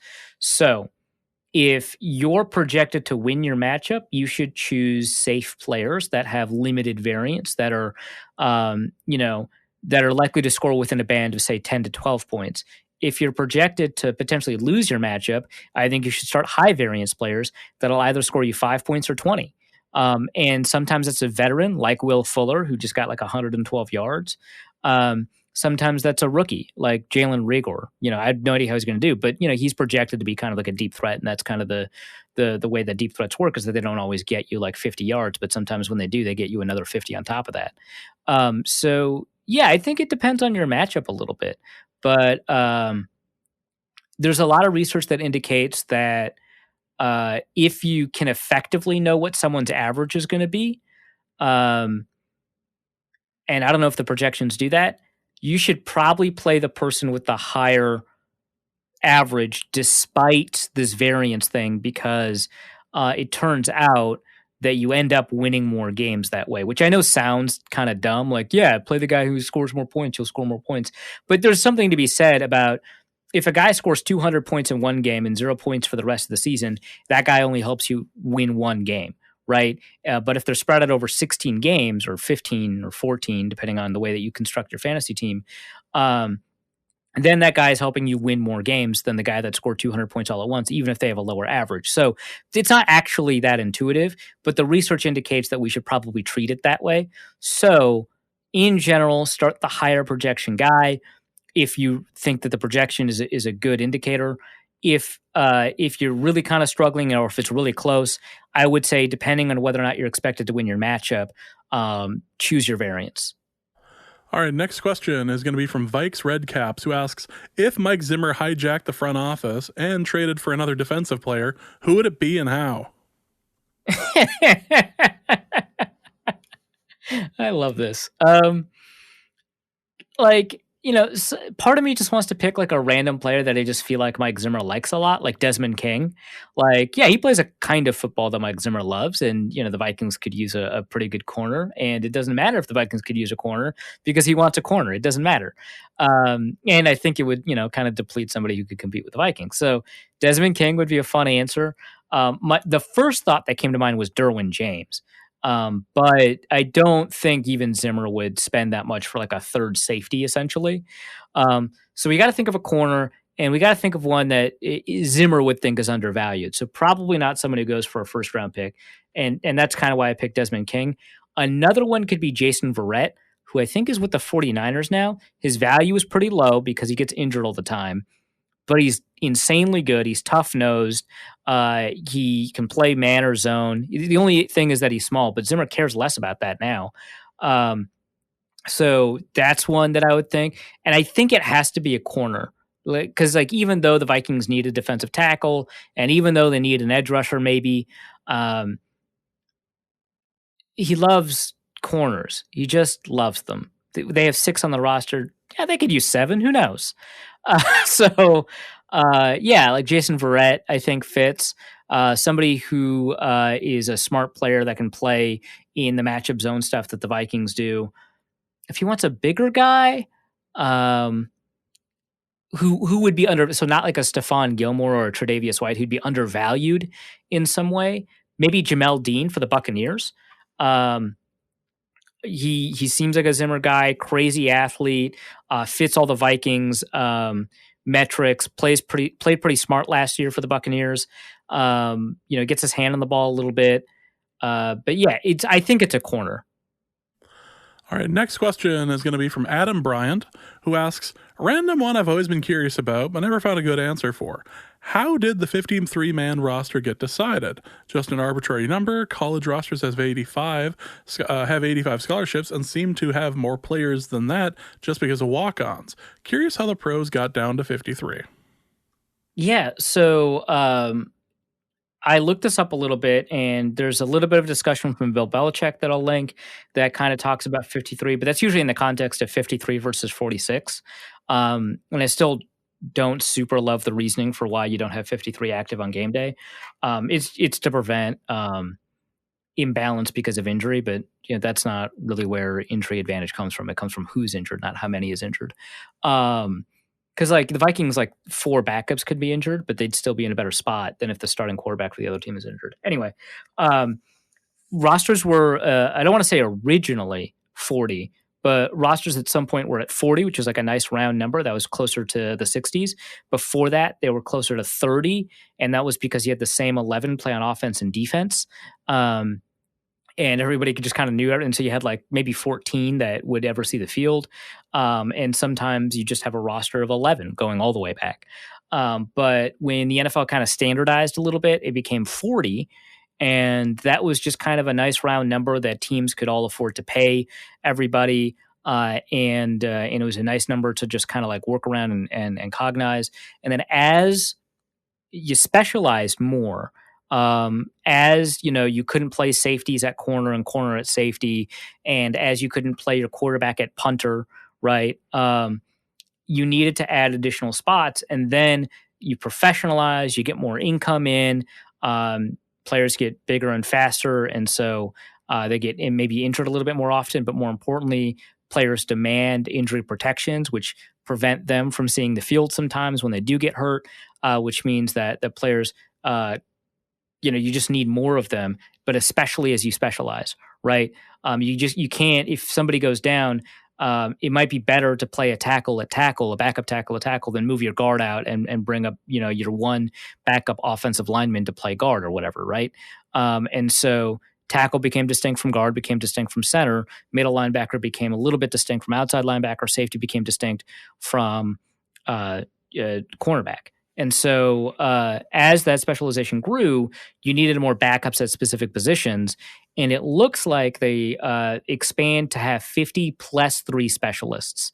That's a convenient explanation. I don't know if that part is true, because you still can have a discussion about whether or not you'd have specialized specialists, kickoff specialist, long field goal specialist, probably the same person, short field goal specialist, kind of like a Ryan Longwell.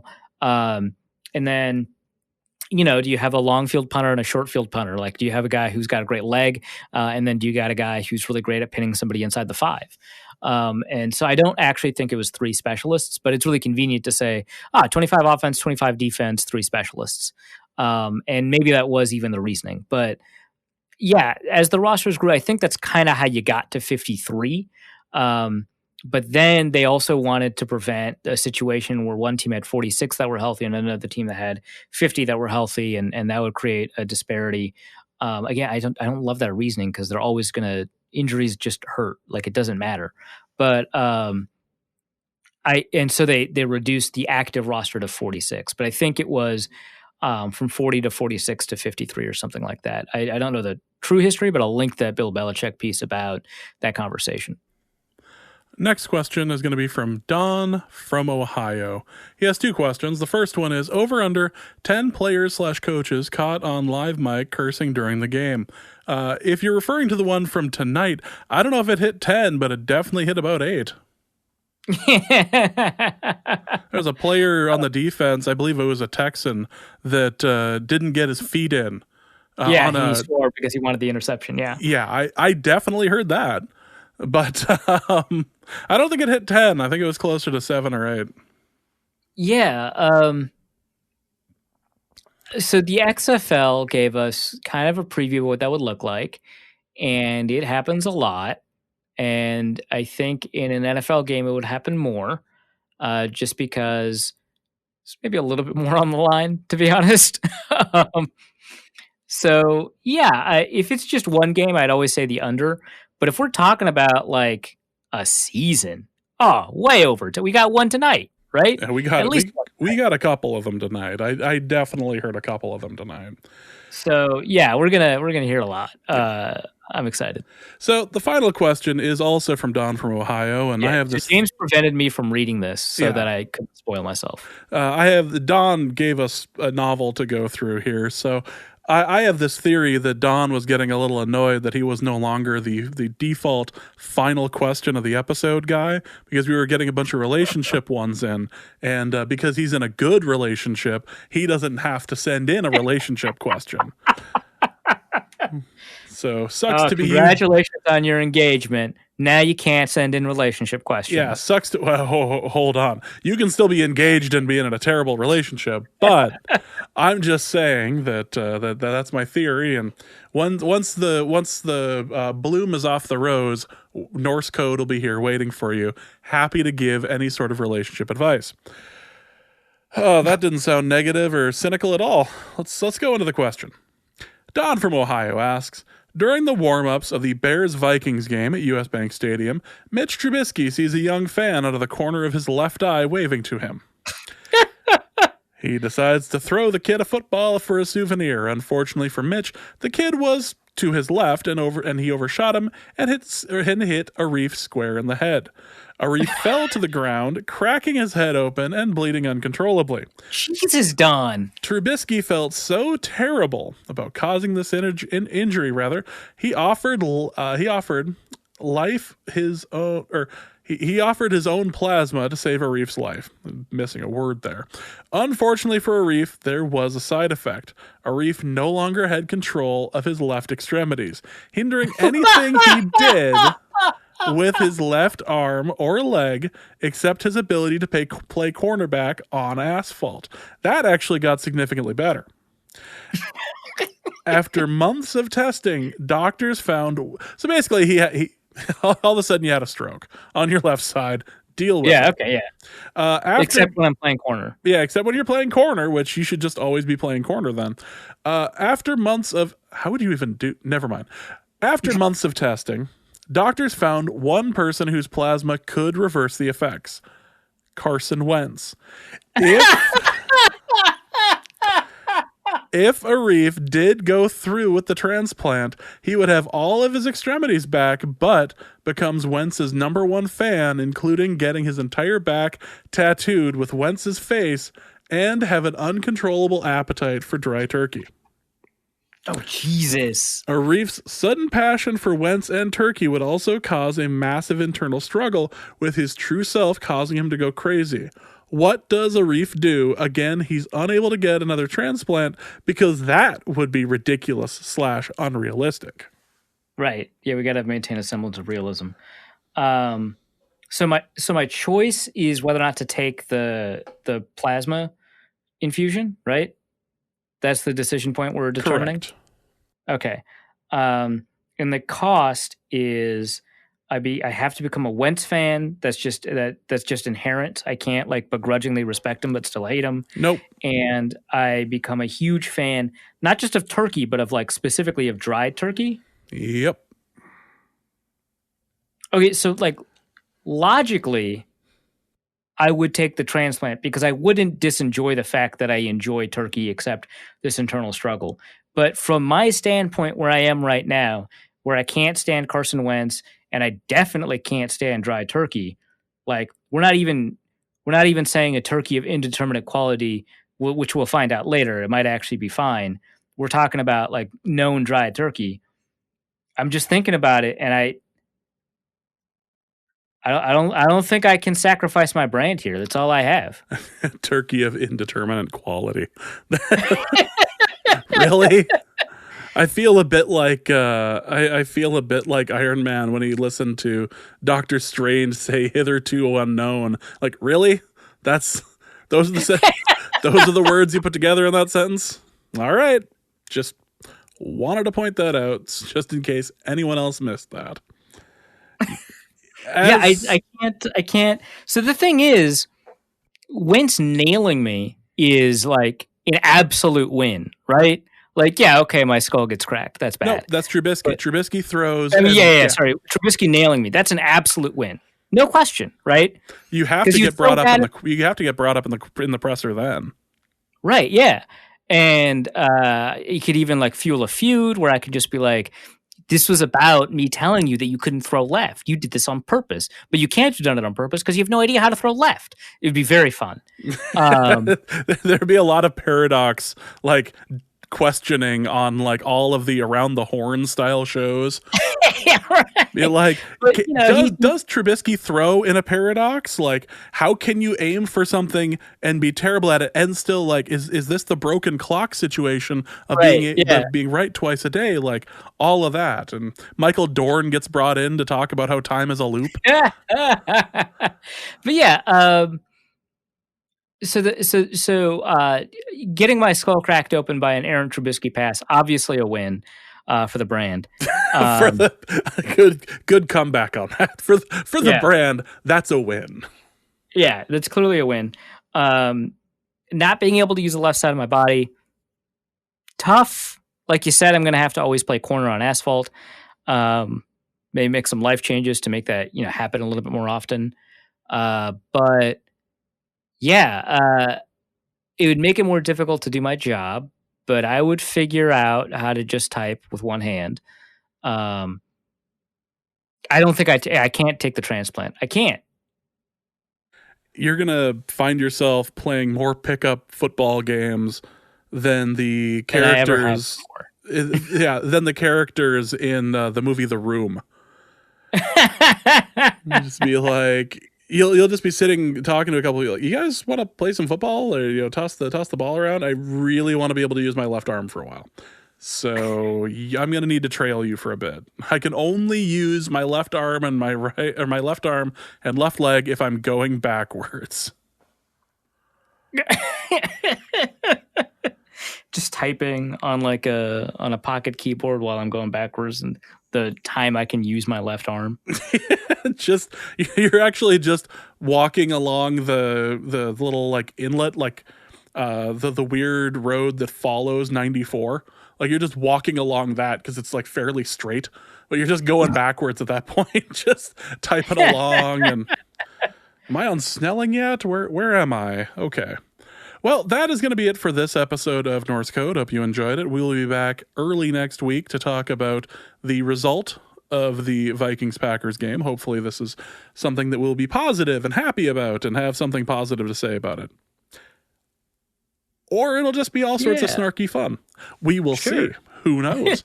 Arif, where can they find your written work?